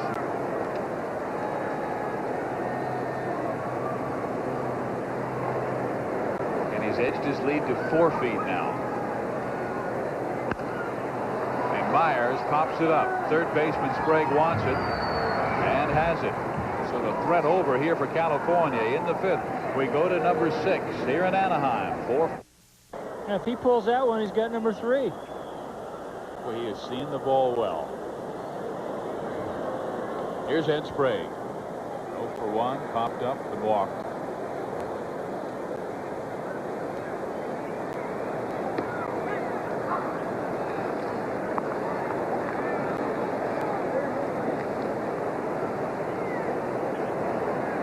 He had the big hit against the Oakland A's yesterday. Sprague with the A's leading 11-9. He just blasted a 2-run home run down the line at the Oakland Coliseum that just did sneak around the foul pole, but it got out like right now. And he fouls this one off. 1 ball, 2 strikes. Of course, Ed with that huge home run last year in the World Series. The first time he stepped to the plate in the World Series, his very first at bat. He did something only one of 22 ball players have done in Major League history. He went deep and it won the ball game. This time he sends a ground ball to John Farrell and Sprague is thrown out. Well, Fred, right now Morris and Farrell are giving Buck Rogers and Cito Gaston the innings they needed from their starting pitchers. Yeah, they wanted these guys to get into that 6th, 7th inning anyway, to give their middle relievers a day off. Something which Toronto especially needed. That sinking fastball that misses. 1 ball, no strikes to Darren Jackson. He's 0 for 2, a pair of ground outs. His last was a 5-4-3 double play.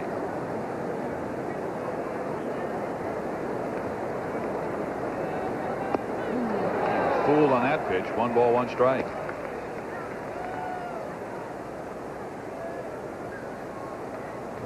Here's DJ looking for a fastball in, but gets a slider away, and he was definitely fooled. Fouls this one off, a ball and 2 strikes. As a right-handed hitter facing a right-handed sinker baller that has a slider, until you get 2 strikes, you have to pick one of those pitches out that you want to attack, either the fastball in or the slider away. But it's very difficult to cover both of them until you get 2 strikes, and you have to be a little bit more defensive. The 1-2, and he tried to go away but misses. It's 2 balls and 2 strikes.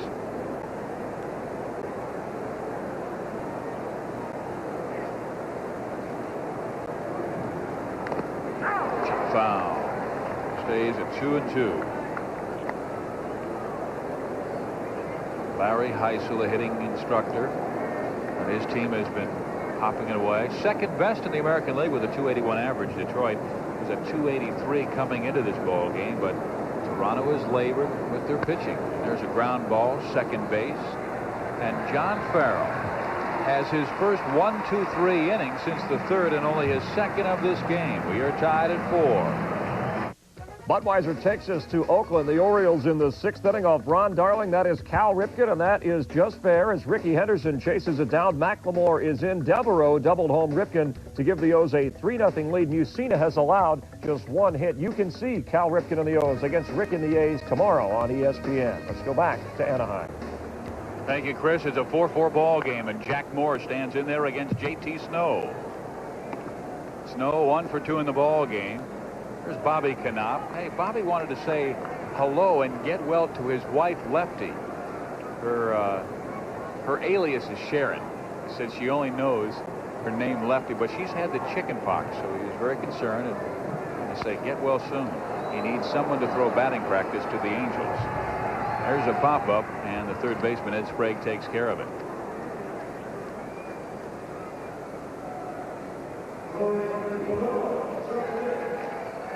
So 1 out for Torey Lovullo.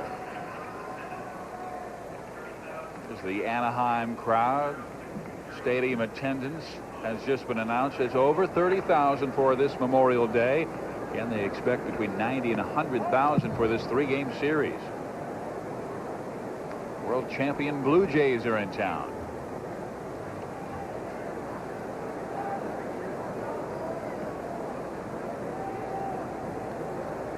Angels with 3 in the 3rd inning, 1 more in the 4th.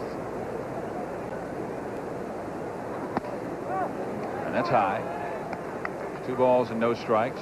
Last year when Jack Morris had his 21-6 campaign, he had an earned run average over 4. One of only 14 pitchers in Major League history to win 20 games with an ERA that high. And there's a pop foul and Sprague going over, but it will be out of play.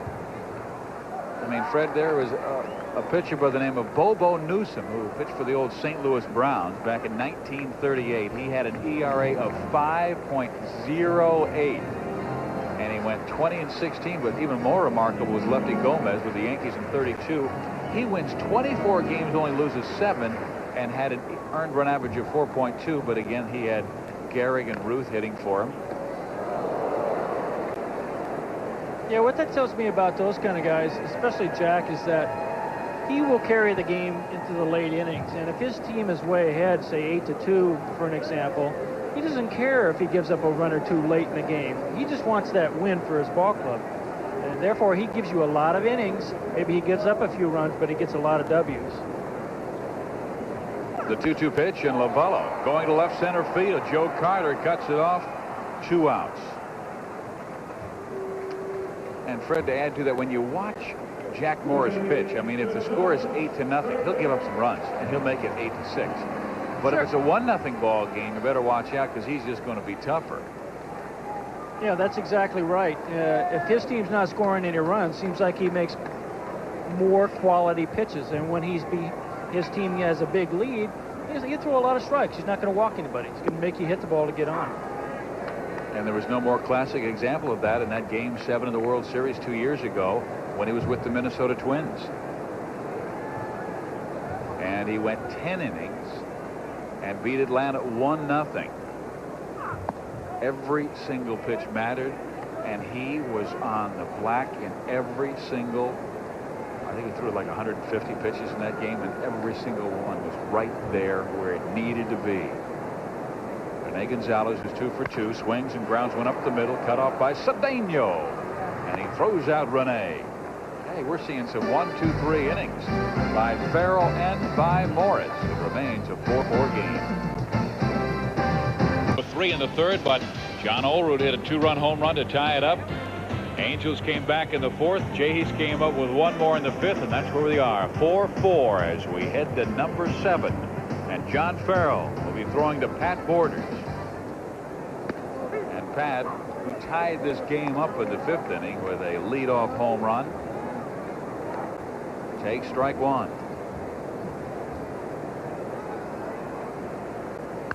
And he spanks this one to right center field. That's a base hit.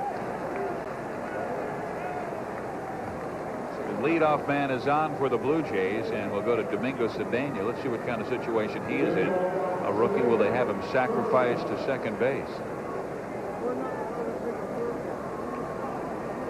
Number 9 hitter will face Farrell. Then we go to White, Alomar, and Molitor. And they love to have Borders at second base. Cedeno is in a sacrifice situation, and Farrell's pitch is bunted. And Gonzalez only play first base, and Borders to second. 1 out.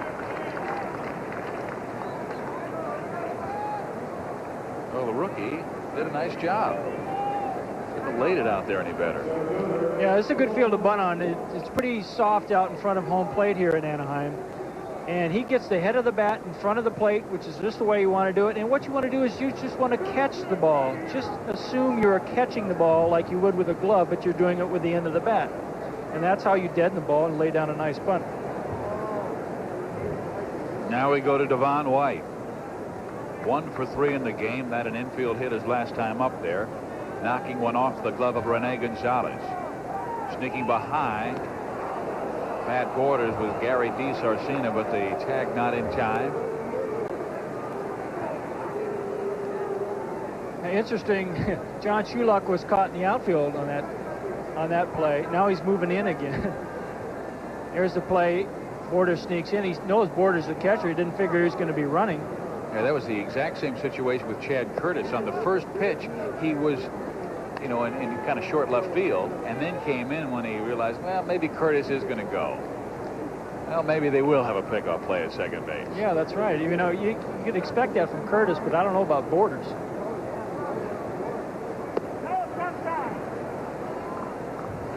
Two balls, no strikes.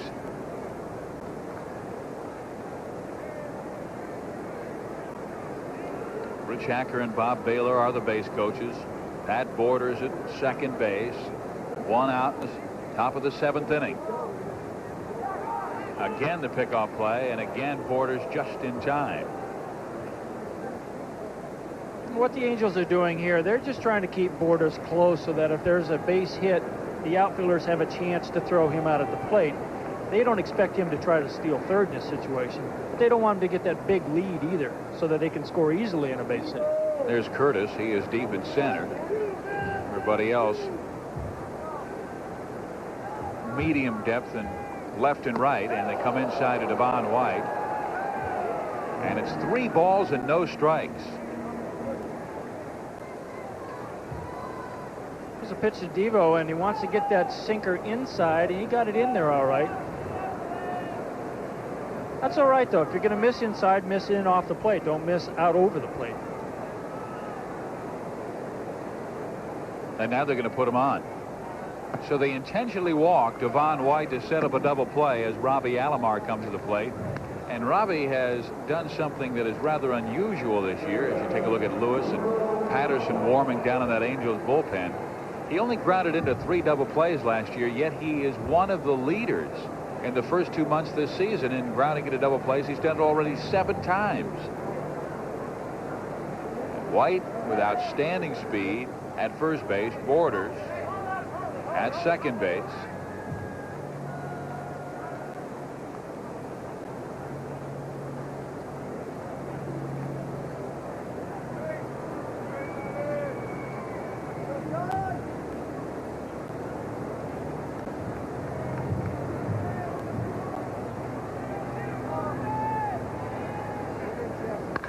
And Alomar hits it hard deep to right field. Salmon back. He leaps. And it's gone. A 3-run home run for Roberto Alomar.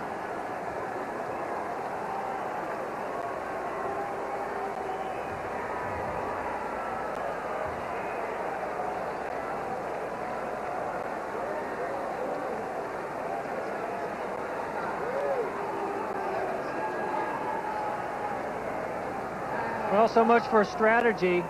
The strategy is sound if it's a good sinker, but this ball is up.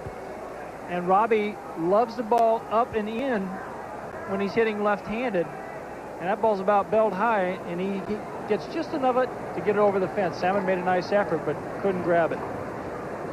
And California finds himself down by 3. Roberto Alomar hitting just his 4th home run of the year, but it breaks the 4-all tie and gives the Blue Jays a 7-4 advantage on the Angels. And now it's Paul Molitor's turn.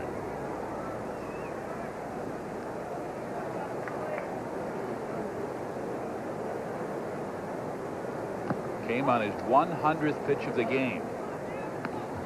There has been a difficult part of the California first 2 months. It has been their bullpen. Here's the 1-1 pitch. And it is in there. A ball and 2 strikes. And Fred, when you really take a look at what California, where they might be if they had a top closer like Brian Harvey and Joe Gray to set you up, then you're looking at maybe a team with a 5-6 game lead in the American League West. But hey, everybody was thinking this team would be in last place.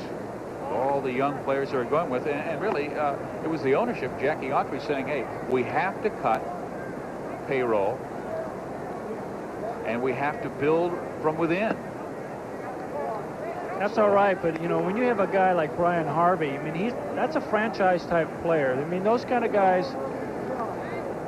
There's Whitey Herzog, and those guys just don't grow on trees. I mean, he's a premier closer, and to get rid of him, it's a tough thing to do. You know, those are the kind of guys you try to build your club around. Okay, fine, you want to build from within, that's great, but you have to have some kind of nucleus, and that would be a pretty good start in my book.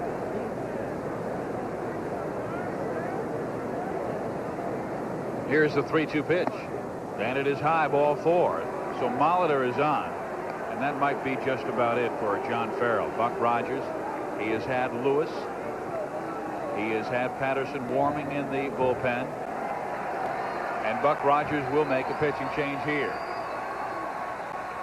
Farrell, who started this inning, tied at 4, allowed a base hit to Borders. The sacrifice by Cedeno, the intentional walk to White to get to Alomar, and Roberto smoked a 3-run home run to right field. The Blue Jays have gone deep 4 times in the game and now lead 7-4.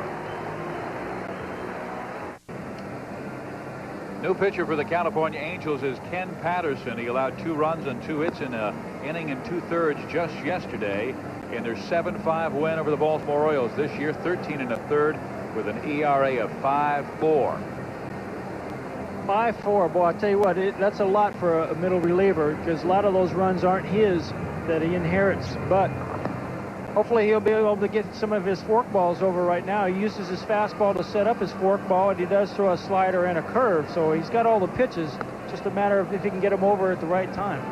And this has been the 1 weak area of the Angels team in 1993. Their offense has been very sharp. The defense much improved. Their starting pitching is outstanding. But the relief pen, well, as Buck Rogers said, you know, we are always looking for help. So that's what Whitey Herzog has been doing. But they do not want to break up his ball club. And when your purse strings are a little tight, sometimes it's difficult to make the moves you want to make. And here comes Joe Carter with Paul Molitor at first base. 1 out in the 7th inning. Blue Jays up by 3. Joe is 0 for 3, and he has struck out 2 times.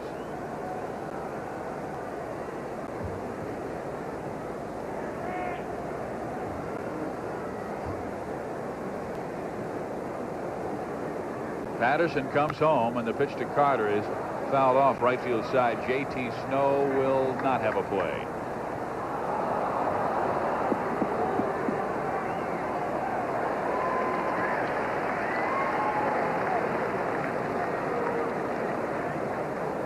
Kind of interesting that they brought in Patterson when really the Blue Jays are predominantly a right-handed hitting lineup, with the exception of Olerud, who has had a pretty good day today. But to bring in a left-hander to face Toronto, you know, I guarantee you Carter likes it. Joe fouls it off. He's in the hole, no balls and 2 strikes. One thing Buck wanted to do, particularly with Patterson, is last week he had not pitched him in 10 days. He wanted to give him some work, and he did that last week. And Ken pitched yesterday an inning and 2/3, so he might be in there just for this inning to try and get them out of this frame. Chopper foul. Maybe he wants to see if that split finger pitch will work against the right-hander. There's John Olerud. This man has been extreme trouble. 2 home runs, and he almost had a 3rd had he pulled the ball.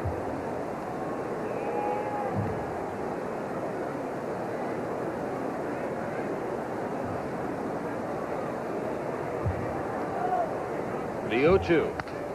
He reached for that one and punches it into left field for a base hit. Rounding second, going to third is Molitor. Here's the throw. It's cut off. Play at second. Safe.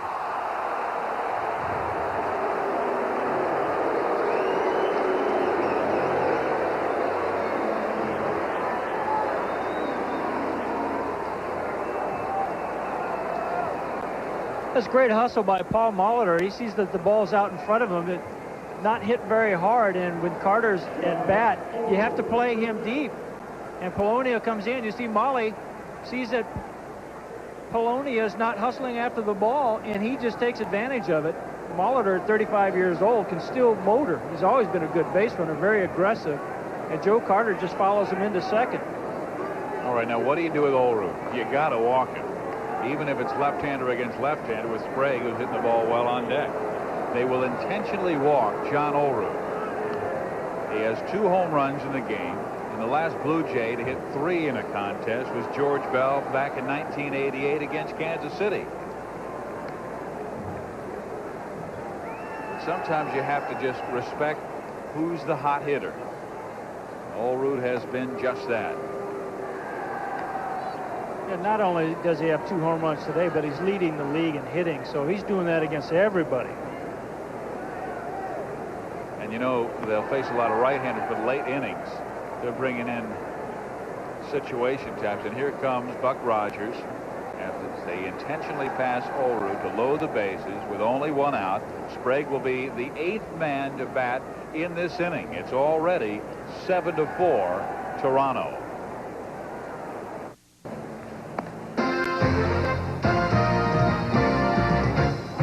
ESPN Major League Baseball is brought to you by Smooth Bush Beer and easy drinking Bush Light. And by Tinactin. If you want a medicine that acts tough, get Tough Actin Tinactin.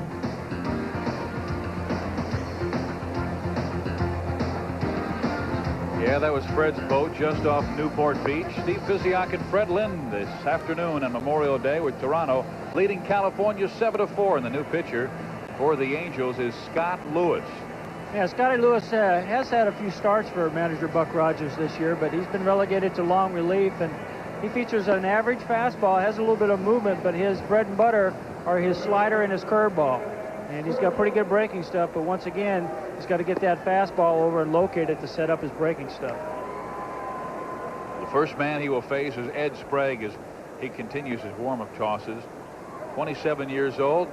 He was born in one of the really beautiful places in America, Grants Pass, Oregon. Grew up in Medford, another gorgeous place. And here we have 30,620 on hand at Anaheim Stadium. Southern California enjoying this one, but they'd be smiling more if their Angels were in front. Right now they trail by 3. Bases are loaded. Swing and a miss by Ed Sprague. He is 0 for 2, walked once. And he has Molitor at third, Carter at second, Olerud at first base. Only 1 out. Infield in, looking for the play at the plate. Chopper, foul. This is where it really helps to know your pitchers. You know, Lewis is a young guy, and Sprague may or may not know what he features, but he's throwing 2 sliders right away. And you know, you come in here with the bases loaded, you think you're getting a fastball first pitch, and the guy starts throwing a breaking ball. That's when you really want to know the pitchers and what they're going to throw in a tight situation.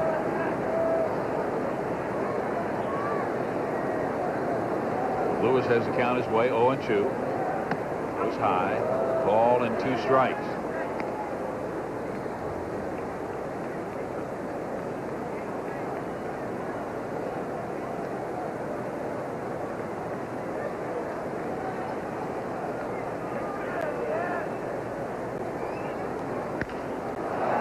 Sprague to right center field. This will score a run as Salmon makes the catch. Tagging at third is Molitor. He comes home. It is 8-4 Toronto. Going to third base, Joe Carter.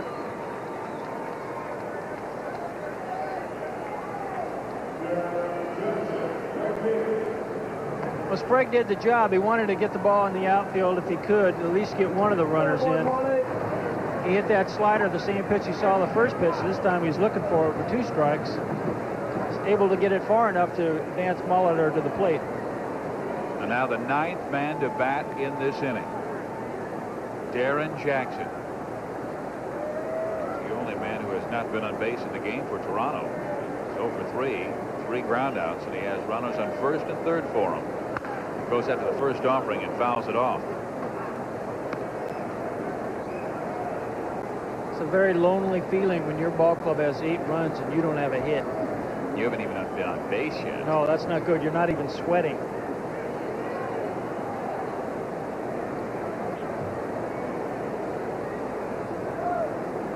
Lewis with the 0-1.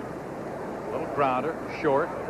DeSarcina to Lovallo at second base for the Force. So 9 Jays come to the plate. 4-run score.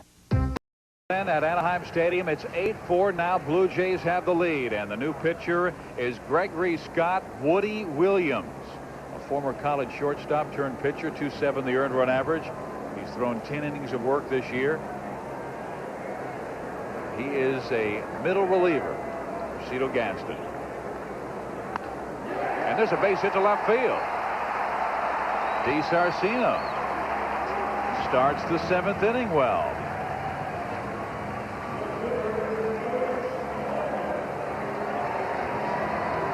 Roberto Alomar comes in to talk to Woody just a bit. He's a 27-year-old right-hander from the Houston, Texas area. Cy-Fair High School in Houston back in 1984. And on to the University of Houston.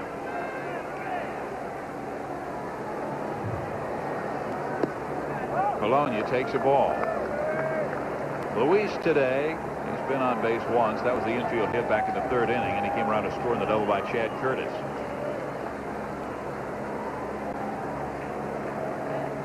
Swing.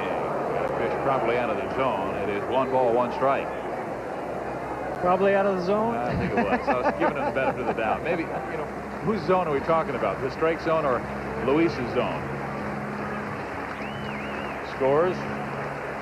Chicago has beaten the Knicks. Jordan had 54.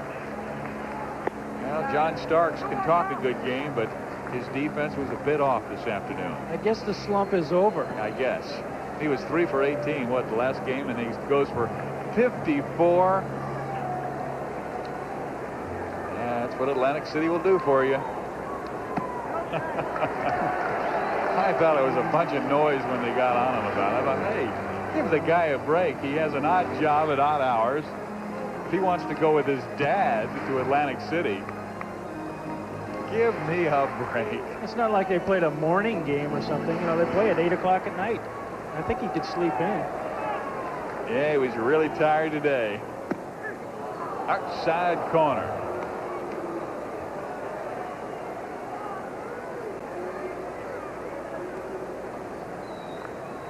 Williams pitched once on his road trip Saturday in Oakland in relief of Dave Stewart, who won in his return to the Coliseum.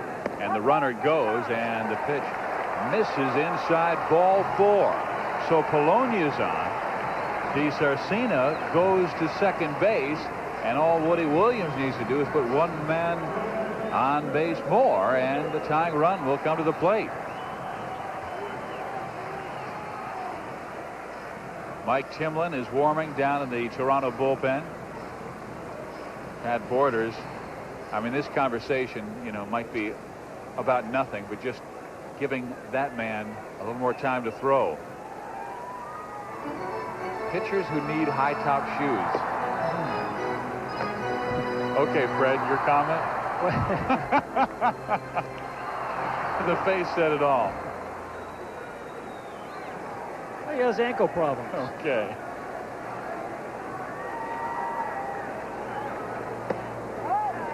It's the style. 1 ball, no strikes to Chad Curtis. And Williams is working himself into more and more difficulty.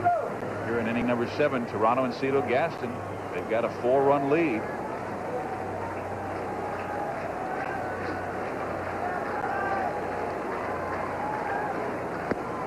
In there. Ball and a strike. When you visit with Cito Gaston what the difference was in 92 to 91 about the Blue Jays and why they won the World Championship, he said 91 we didn't put teams away. I knew last year we did that, and we had the mentality to do it. Well, this game they have an opportunity to put the Angels away, but will they? As Curtis fouls it back. It's 1 ball, 2 strikes.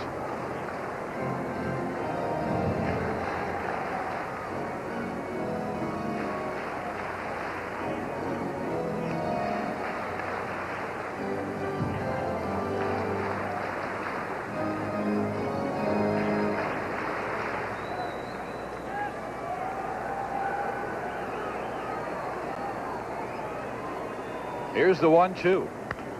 On the ground, second the shortstop, and they get the double play. Big outs for Woody Williams.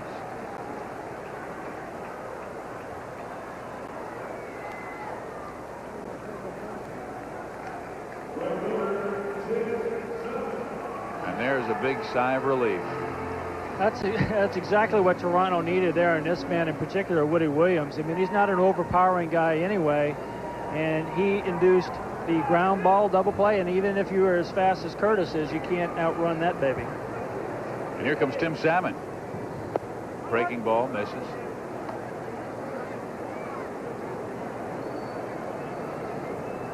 Salmon today 0 for 3, lined out to center, grounded out, and struck out his last time. Boy, he's got a good curveball.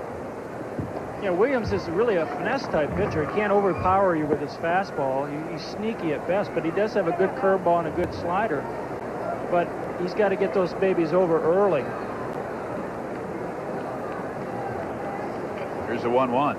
Snaps on the outside corner.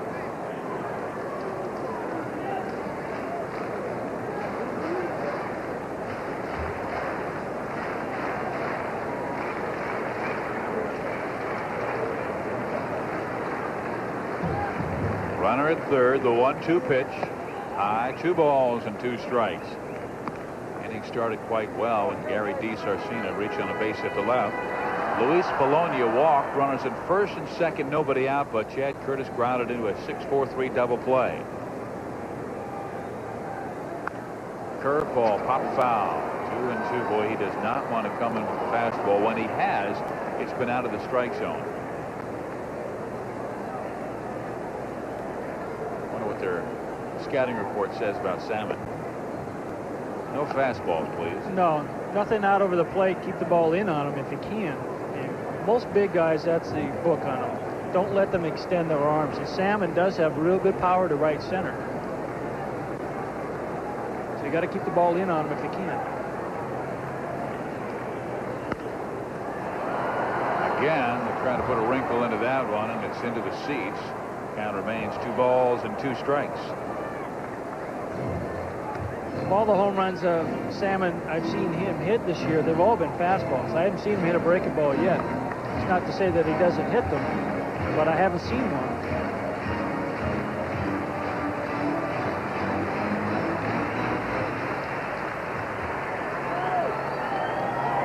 See if he goes away this time with the breaking ball, but it just does miss off the corner, and it's full. 3 balls and 2 strikes.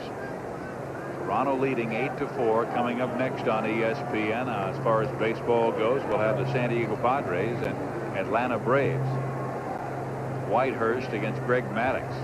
Chance to see one of baseball's best pitchers. Again the pitch, and this time Salmon pops it center field. White back right field side and makes the catch. So the threat goes down for the Angels, and we head to the 8th. Toronto leading by 4.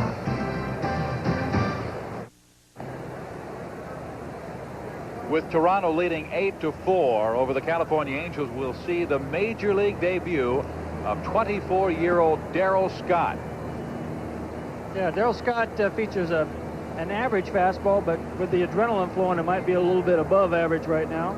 He has a slider, and his bread and butter pitch is a split-fingered fastball, which induces a lot of strikeouts with it. The bottom drops out of it when it's working well. Native of Fresno, California, pitched very well in AAA, striking out 27 and allowing only 7 runs in his 24 innings. Filed a record of 4-0 and an earned run average of 2.96 in a league, the Pacific Coast League, where if you have an ERA under 4, you are considered a major league prospect. But during his career, Scott has registered more strikeouts than innings pitched at every level, and his 290 strikeouts in 219 career minor league innings. He came up when Chuck Krim was optioned out. They released Chuck Krim, 31-year-old right-hander. Came to this club for Mike Fetters and Glenn Carter in 1991. So Scott trying to help out what has been a damaged bullpen in recent weeks. The first man he will face is Pat Borders, who started the 4-run 7th inning. Solid base hit to left field. So Pat 2 for 3 in the night with a home run and a base hit. Well, eventually it's going to turn into the night.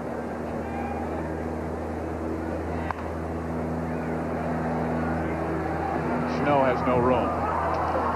And it's 1 ball and 1 strike. It's night somewhere. Somewhere it is night. At the French Open. They're not playing. course, we'll have the French Open tomorrow, 9 o'clock Eastern, 6 o'clock West Coast here on ESPN. He got himself a souvenir.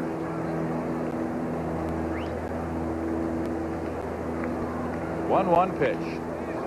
Base hit left field for Pat Borders. 3 hits on the afternoon.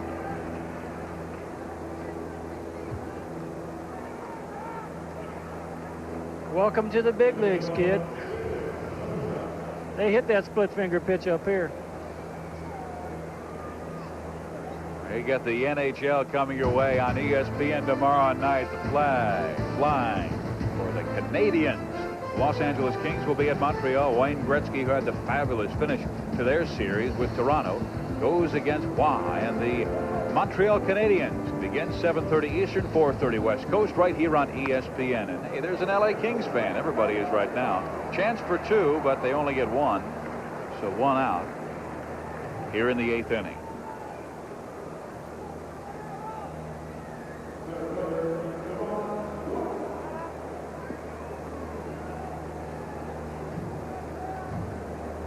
Speaking of hockey, I've just been told by Susan Heeman that they are completing construction of the pond, the home of the Mighty Ducks, just across the freeway from here.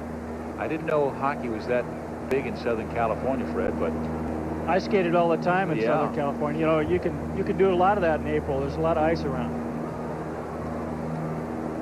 Well, the Blue Jays had ducks in the pond in the last inning, and we'll have the Mighty Ducks in the pond next year.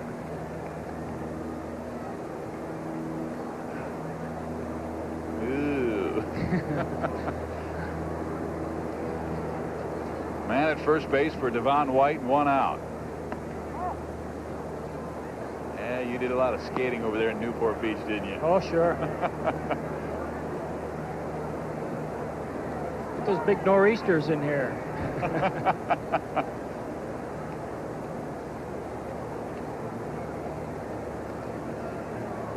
1-1 pitch with the runner going. Check swing by White. The throw to second, not nearly in time. Domingo Cedeno with a stolen base, and we've got time to check in with Chris Myers.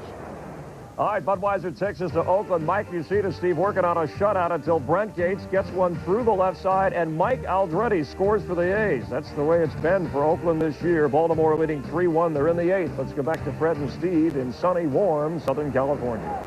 And I am sorry, Chris, but that does not deserve a wow. That was just an average highlight. Here it's 8-4. Toronto leading California. Domingo Cedeno at second base. This fellow who's been there because they've had so many injuries to that shortstop position. Alfredo Griffin has had shoulder problems. Dickie Schofield is with the club. He is a cast on his left arm, a severe break. He'll be gone for the entire season. And the pitch high. And they really feel their future is still down in the minor leagues, and a shortstop by the name of Alex Gonzalez. And Luis Sojo is off the disabled list, but still not 100%. He can play short and second base.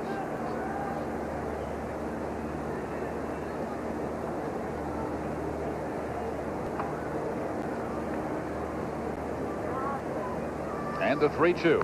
And White pops it foul again.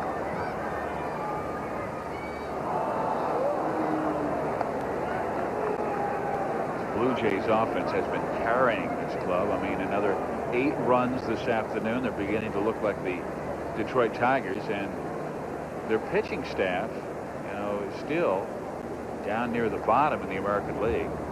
Earned for an average about 4.6. They've been hitting over 300 their last 20 games. They punched out 8 base hits to go with the 8 runs this afternoon. Swung on and missed. Down goes White.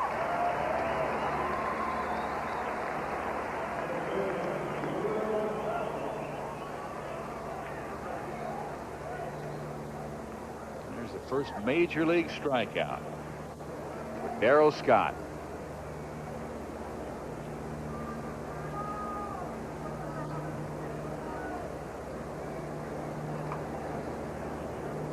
Cedeno leads from second base.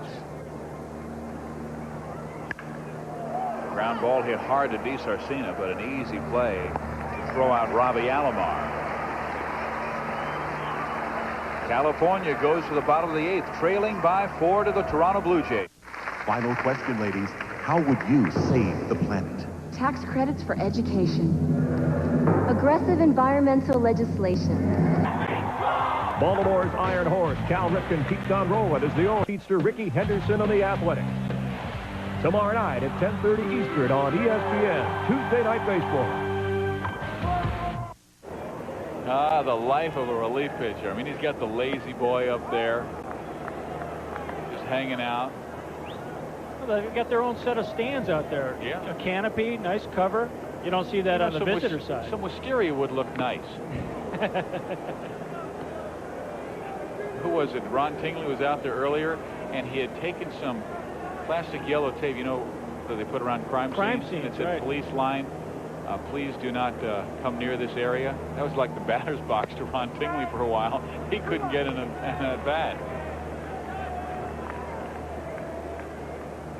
Tingley said the other day when he finally got his first at bat after a month, there it is. That's what he had wrapped around himself. It was wrapped around the batter's box. Chili Davis pops it foul.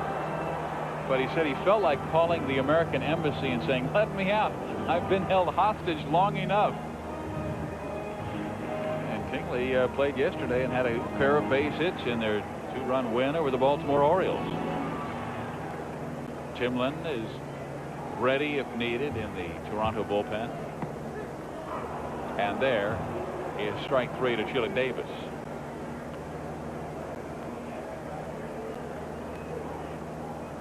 Well, it's the first time that somebody's taken a third strike all day. Good fastball, runs back over the plate. Chile gave up on it, and that ball tailed right back over the inside corner. Good pitch by Woody Williams. Woody will now face Greg Myers. High ball 1.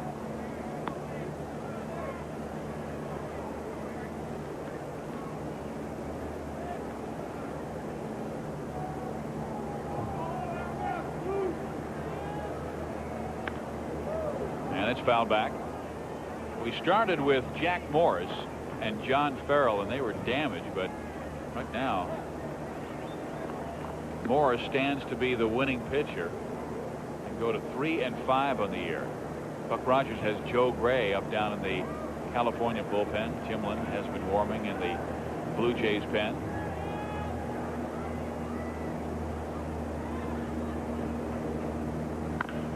Ground ball, foul. John Olruth. We were talking about Lefty Gomez earlier in that year where he had the 24 wins and an earned run average of over 4. I remember a quote by Lefty. They asked him about his success that year, and he said, well, my success came from clean living and a fast-moving outfield. That ball is hit in the air. Ed Sprague makes the catch, 2 outs. Baseball tomorrow night on ESPN. We've got the Baltimore Orioles and the Oakland A's. That's 10:30 start Eastern time, 7:30 in the Western Cup. The Orioles and the Athletics right here on ESPN. You'll get a chance to see stars like Cal Ripken Jr. and Ricky Henderson. Here in Anaheim, it is 8-4 Toronto. Misses away. A lot of the kids we're seeing here in the Angels uniforms. Mark Langston pitched so well. Solid starting staff. Snow pops it foul. But so many of the ball players are guys. Fred, I know you're doing the College World Series who we saw in Omaha just a few seasons back. 3 years. JT spent at Arizona. Outstanding hitter there. Yeah, a lot of these guys, they come out of these major college programs, and it doesn't take them long to get to the big leagues anymore.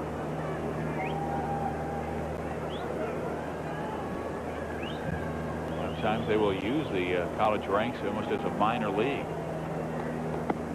Misses up high, and it's 2 balls and 2 strikes. great college programs on this West Coast. The state of California is loaded with great collegiate baseball teams. High.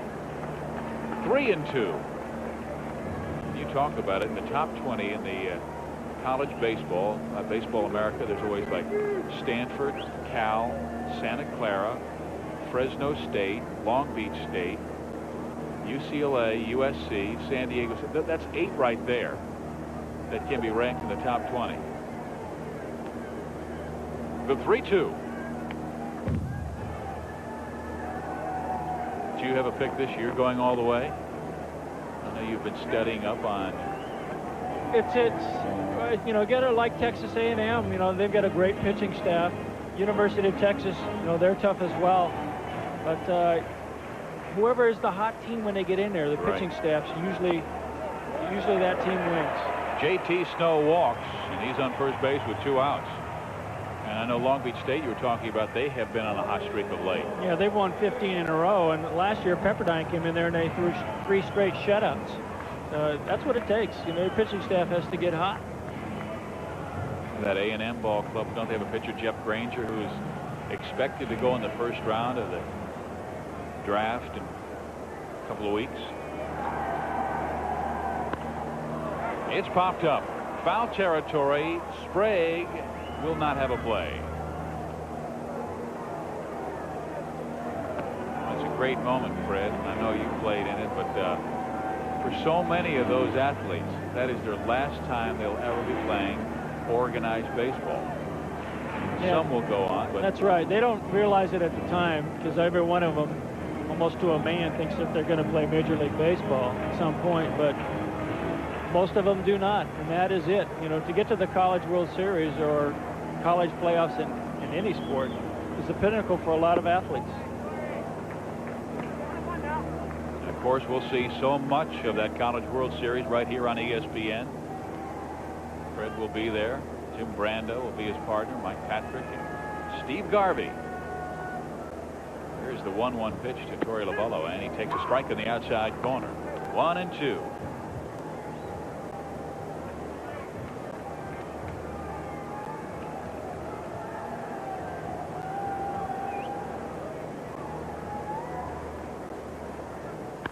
Lovullo, base hit, right center field. Snow, round second, he's heading to third, and here comes the throw from White. Not in time, and it is saved beautifully by Woody Williams, or that would have scored a run. It almost went into the Angels dugout.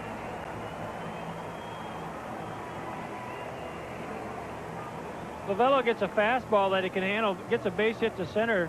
J.T. Snow living dangerously here. Ooh, makes contact with shortstop Cedeno. But if this throw is right on the bag, it's going to be a bang-bang play, and Woody Williams makes a save a la a goalie. Shot on goal, save Williams. That's what the pitcher's supposed to do in that situation, though. Back up. Nice play by Williams. Good hustle.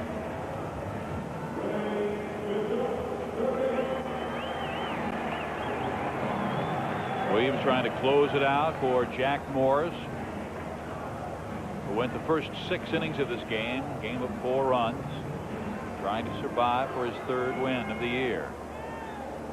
Timlin is ready in the Blue Jays bullpen. Lovullo at first base, Snow at third. Rene Gonzalez is the batter. Stan Javier has gone to the on-deck circle, and Gonzalez fouls it off.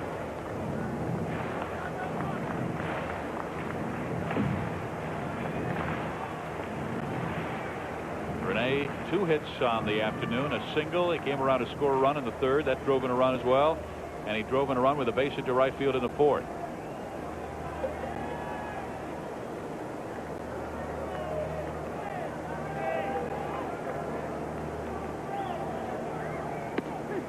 Strike. 0-2.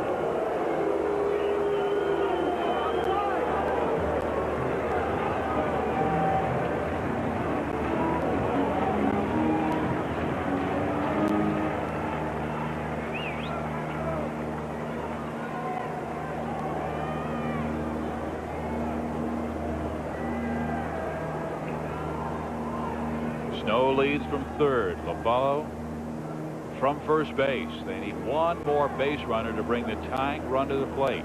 2 outs in the bottom of the 8th inning, and the pitch by Williams misses away. 1-2.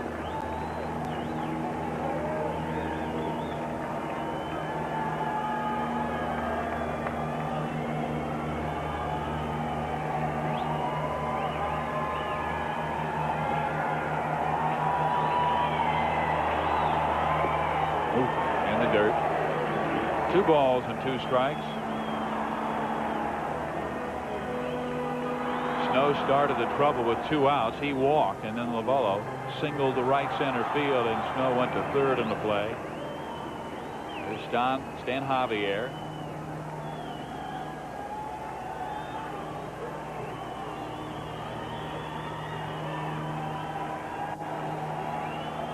The 2-2 pitch. A little check swing. Williams has it. Throws to first, and the threat is denied. We head to the 9th here in Anaheim. It is 8-4 Toronto. Closing by committee because of that. But he doesn't have really a one outstanding pitch. He mixes his curveball up with a slider, and he throws a kind of a sneaky fastball. He mixes them up really well. Last time he pitched was last Wednesday, allowing 2 hits and an earned run in just a third of an inning. You're right, he said the pain has moved down his neck into his shoulder blades, and it is getting frustrating. So they'll give them an inning if they have to have it. Matter of fact, he was saving games with the sore neck so well for a while that they started calling him Neckersley. Now it's moved into the shoulder blade, so we have to come up with another nickname. The 0-1 pitch. In the air, right side. JT Snow, 1 out. Tomorrow morning we go to Paris for the French Open, 9 o'clock Eastern, 6 on the West Coast, right here on the ESPN. We'll have tomorrow's matches with Steffi Graf and Jennifer Capriati, and Mary Jo Fernandez and Gabriela Sabatini.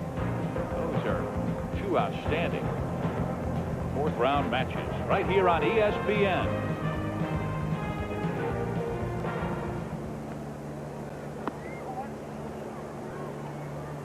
Joe Gray has 1 out as he gets Molitor to pop to Snow, and here's Joe Carter, who is 1 for 4, singled his last time up.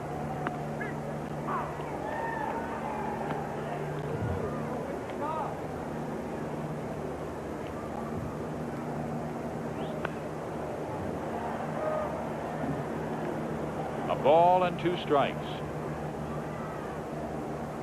Blue Jays, if they win, they'll move the record to 29 and 22. So you need the handle on that, where the bottom part extends out, where you get the good lift for your legs. Lazy boy action. Gene Nelson is comfortable out there. You know, he has seniority to get that chair. The veteran. Must be over 30. Surprised he doesn't have those beaded things that they sort have of in taxi cabs. Cab drivers, sure. A drink holder. What a life. On a Memorial Day, a little grill with burgers. Oh, yeah. Here's the 2-2 pitch. Foul back.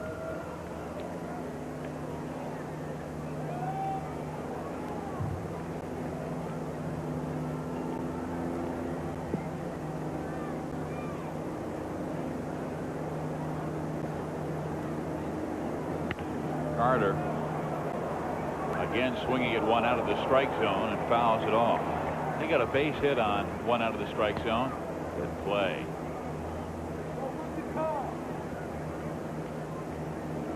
Yeah, like they're going to be able to make that catch. Oh, and Joe just fouled it off his foot. Those cameramen, they like that airtime, don't they? There's the shoes. Now, I can understand him with Joe Card. He's got to turn on those bases, hit the bases, make sure it doesn't turn. But a pitcher wearing high tops? I don't know. You know, pitchers, you know, maybe wants to slam dunk a ball. I have no idea. Ouch, that hurts, Joe. Yeah, I'm gonna become a little upset if, like, Payne Stewart is in high top golf shoes. That's when I'm gonna. but they'll be plaid high top golf shoes.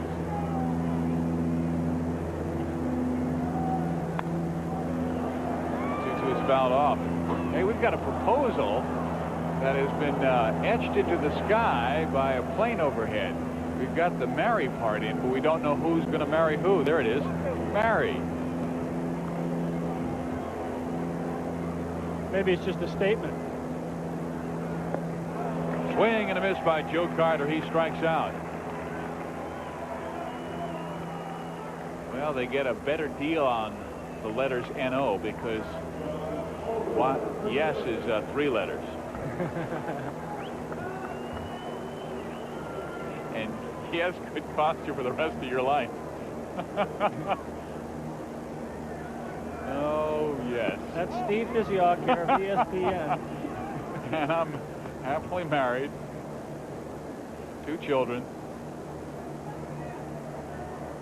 All right. Inside and low.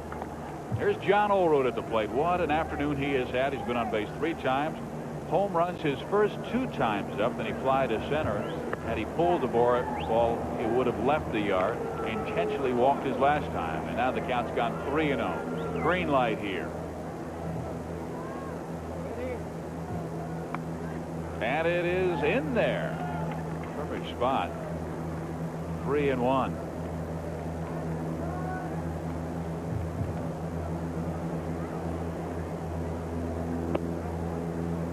He walked him.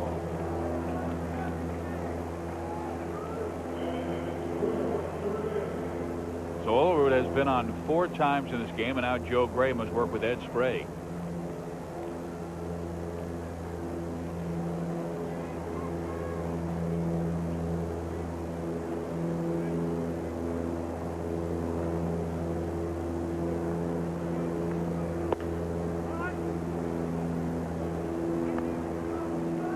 One ball, no strikes to Sprague. Got very, we talk about College World Series. Nobody has seen more excitement in that than the fellow at the plate, Ed Sprague. He's been part of 2 College World Champions at Stanford. And then he won a World Championship in the major leagues last year with the Blue Jays. Hey, his wife won a gold medal in the Olympics in synchronized swimming.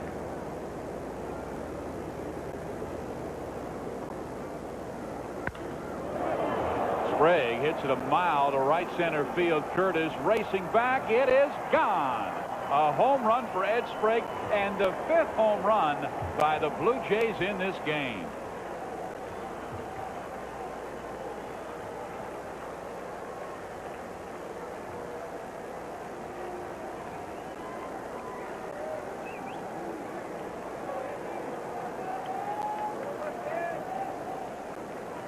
This is a typical day game home run in Anaheim, California. The wind blowing out to right center, and the right-handers hit them. That spin just gets carried out, and the ball just keeps on carrying. And here is Darren Jackson, the loneliest man in the Toronto lineup. The only Blue Jay not to reach base. It is now 10-4 Toronto. In there. A ball to strike.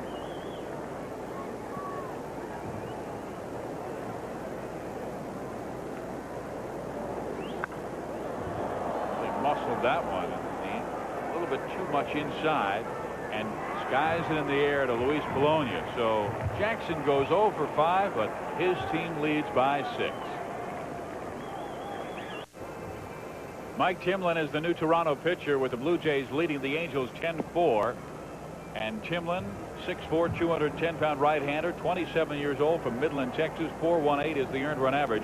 They really like him very much. Has a very live arm, Fred. Yeah, he has a real exploding type fastball that really runs in tough on right-handers. His only problem been this year is getting left-handers out. He throws that slider and a running fastball, but the left-handers have had no problem with him. So he needs to work on something and get those lefties out. And the first man he will face is Gary DiSarcina, the California shortstop. There's Turner Ward, the new left fielder, taking over for Joe Carter. Giving Joe a little more time off with a 6-run lead here in the bottom of the 9th inning. Timlin will face DiSarcina, Polonia, and then Chad Curtis.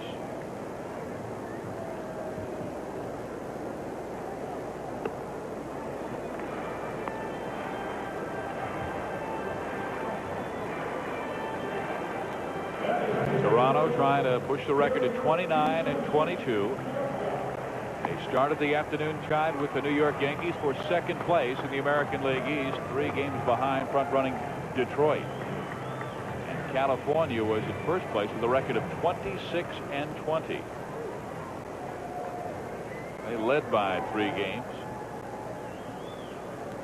Texas has won. Charlie Leibrandt throwing a shutout over the Minnesota Twins.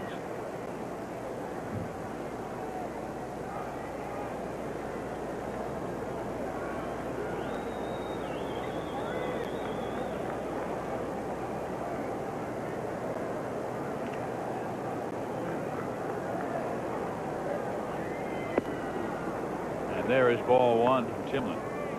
With what they have right now, Fred, and they're missing David Cohn and Jimmy Key from a year ago, who were part of that championship team, do you think Toronto has what it takes to win the American League East? Well, I think they have it on paper if their starting pitching comes around. I mean, they've got Jack Morris and Dave Stewart, 2 veteran pitchers that hopefully sooner or later will get it together for them, give them the innings that they want out of those guys. They'll get Stoudemire back off the DL, and Hentgen's been pitching very well for them. And if Leiter can do it as well, you know, they have the ingredients. They just have to put it together. Infield hit for Gary DiSarcina to start the bottom of the 9th inning. And there's such a fine organization, and Pat Gillick has given so much room to work with. There's a chopper from DiSarcina. Robbie Alomar again showing great range, and I guarantee you not many guys in this league get to that ball and throw the ball as well. That's 2 nice throws Robbie's made from his knees. Here's Luis Polonia.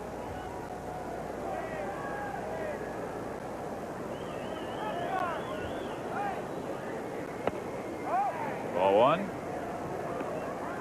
You know, you just get the feeling, I was saying that if they're the All-Star break and they have some needs, Pat Gillick will go out and find the people that are necessary to win a championship.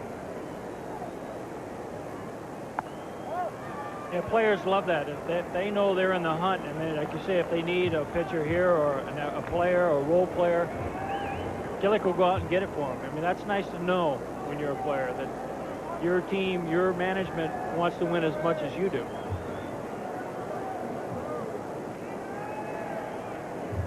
Here's a 2-0 pitch. And in. 3 balls and no strikes to Polonia, and Timlin having a struggle with the strike zone. He has a 6-run lead to work with. That's just saying, he just throws strikes. Those guys make mistakes.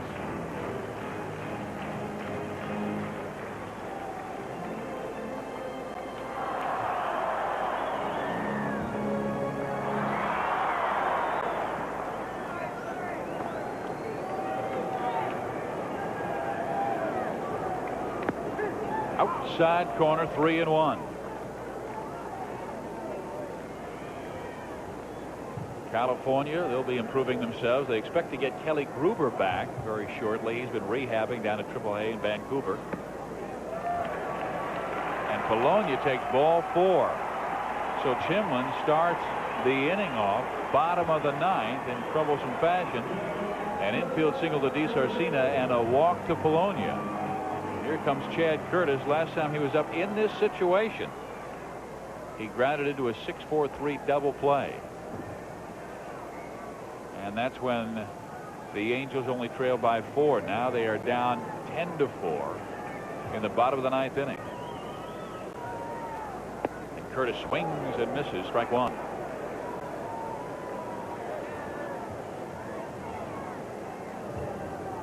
In this situation, I'm sure manager Cito Gasson would love to get it through this game without having to use Dwayne Ward.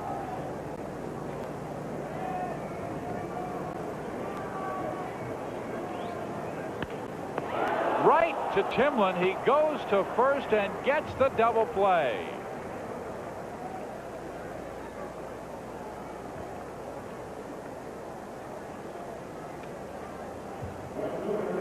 DeSarcina remains at second base, but the Angels down to their final out.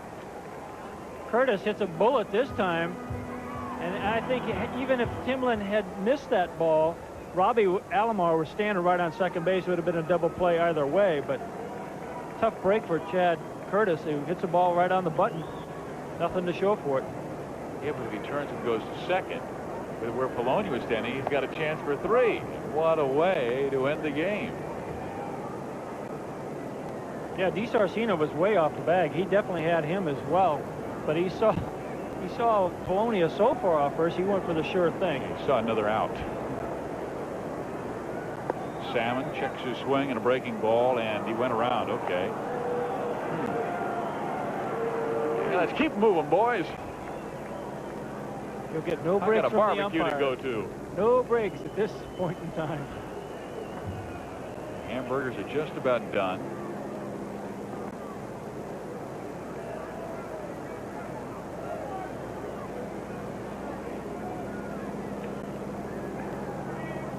The 1-1 pitch, and Salmon fights it off his fist and drops it into right field. Rounding third, coming home is DeSarcina. It is 10-5, Toronto.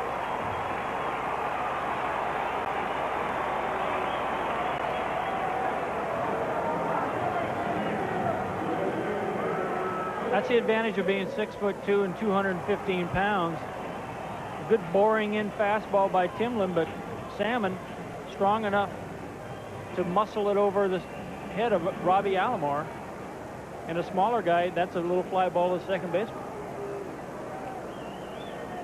So Gary comes home with the Angels' 5th run.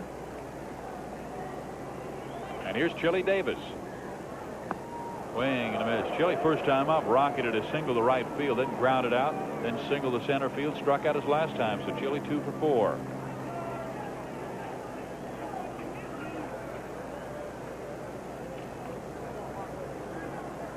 We're in the bottom of the 9th inning. Tim Salmon has just driven in a run, his 32nd of the year. Chili going back to the on-deck circle for some pine tar. Normally umpires don't let you do that. You ask them for permission. You know, you could see the bat slip out of his top hand, which is very unusual. But the umpire, Tim Tashida, granted him permission.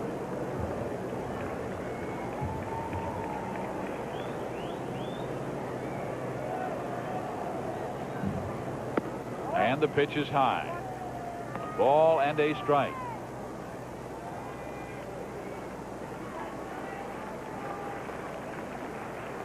Baltimore's beaten Oakland 3-1.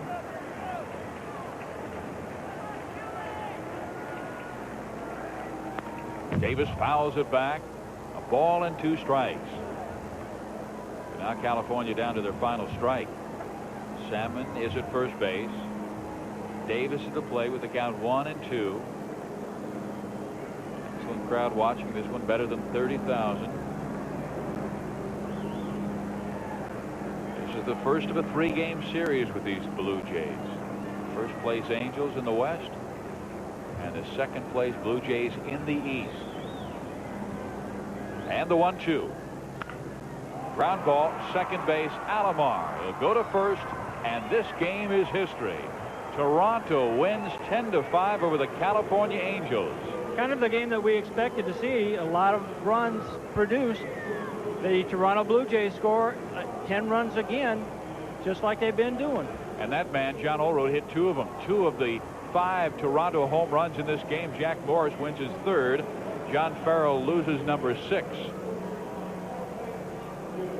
For Fred Lynn, I'm Steve Physiak, saying good afternoon from Anaheim, California. Sports Center is coming your way next on ESPN.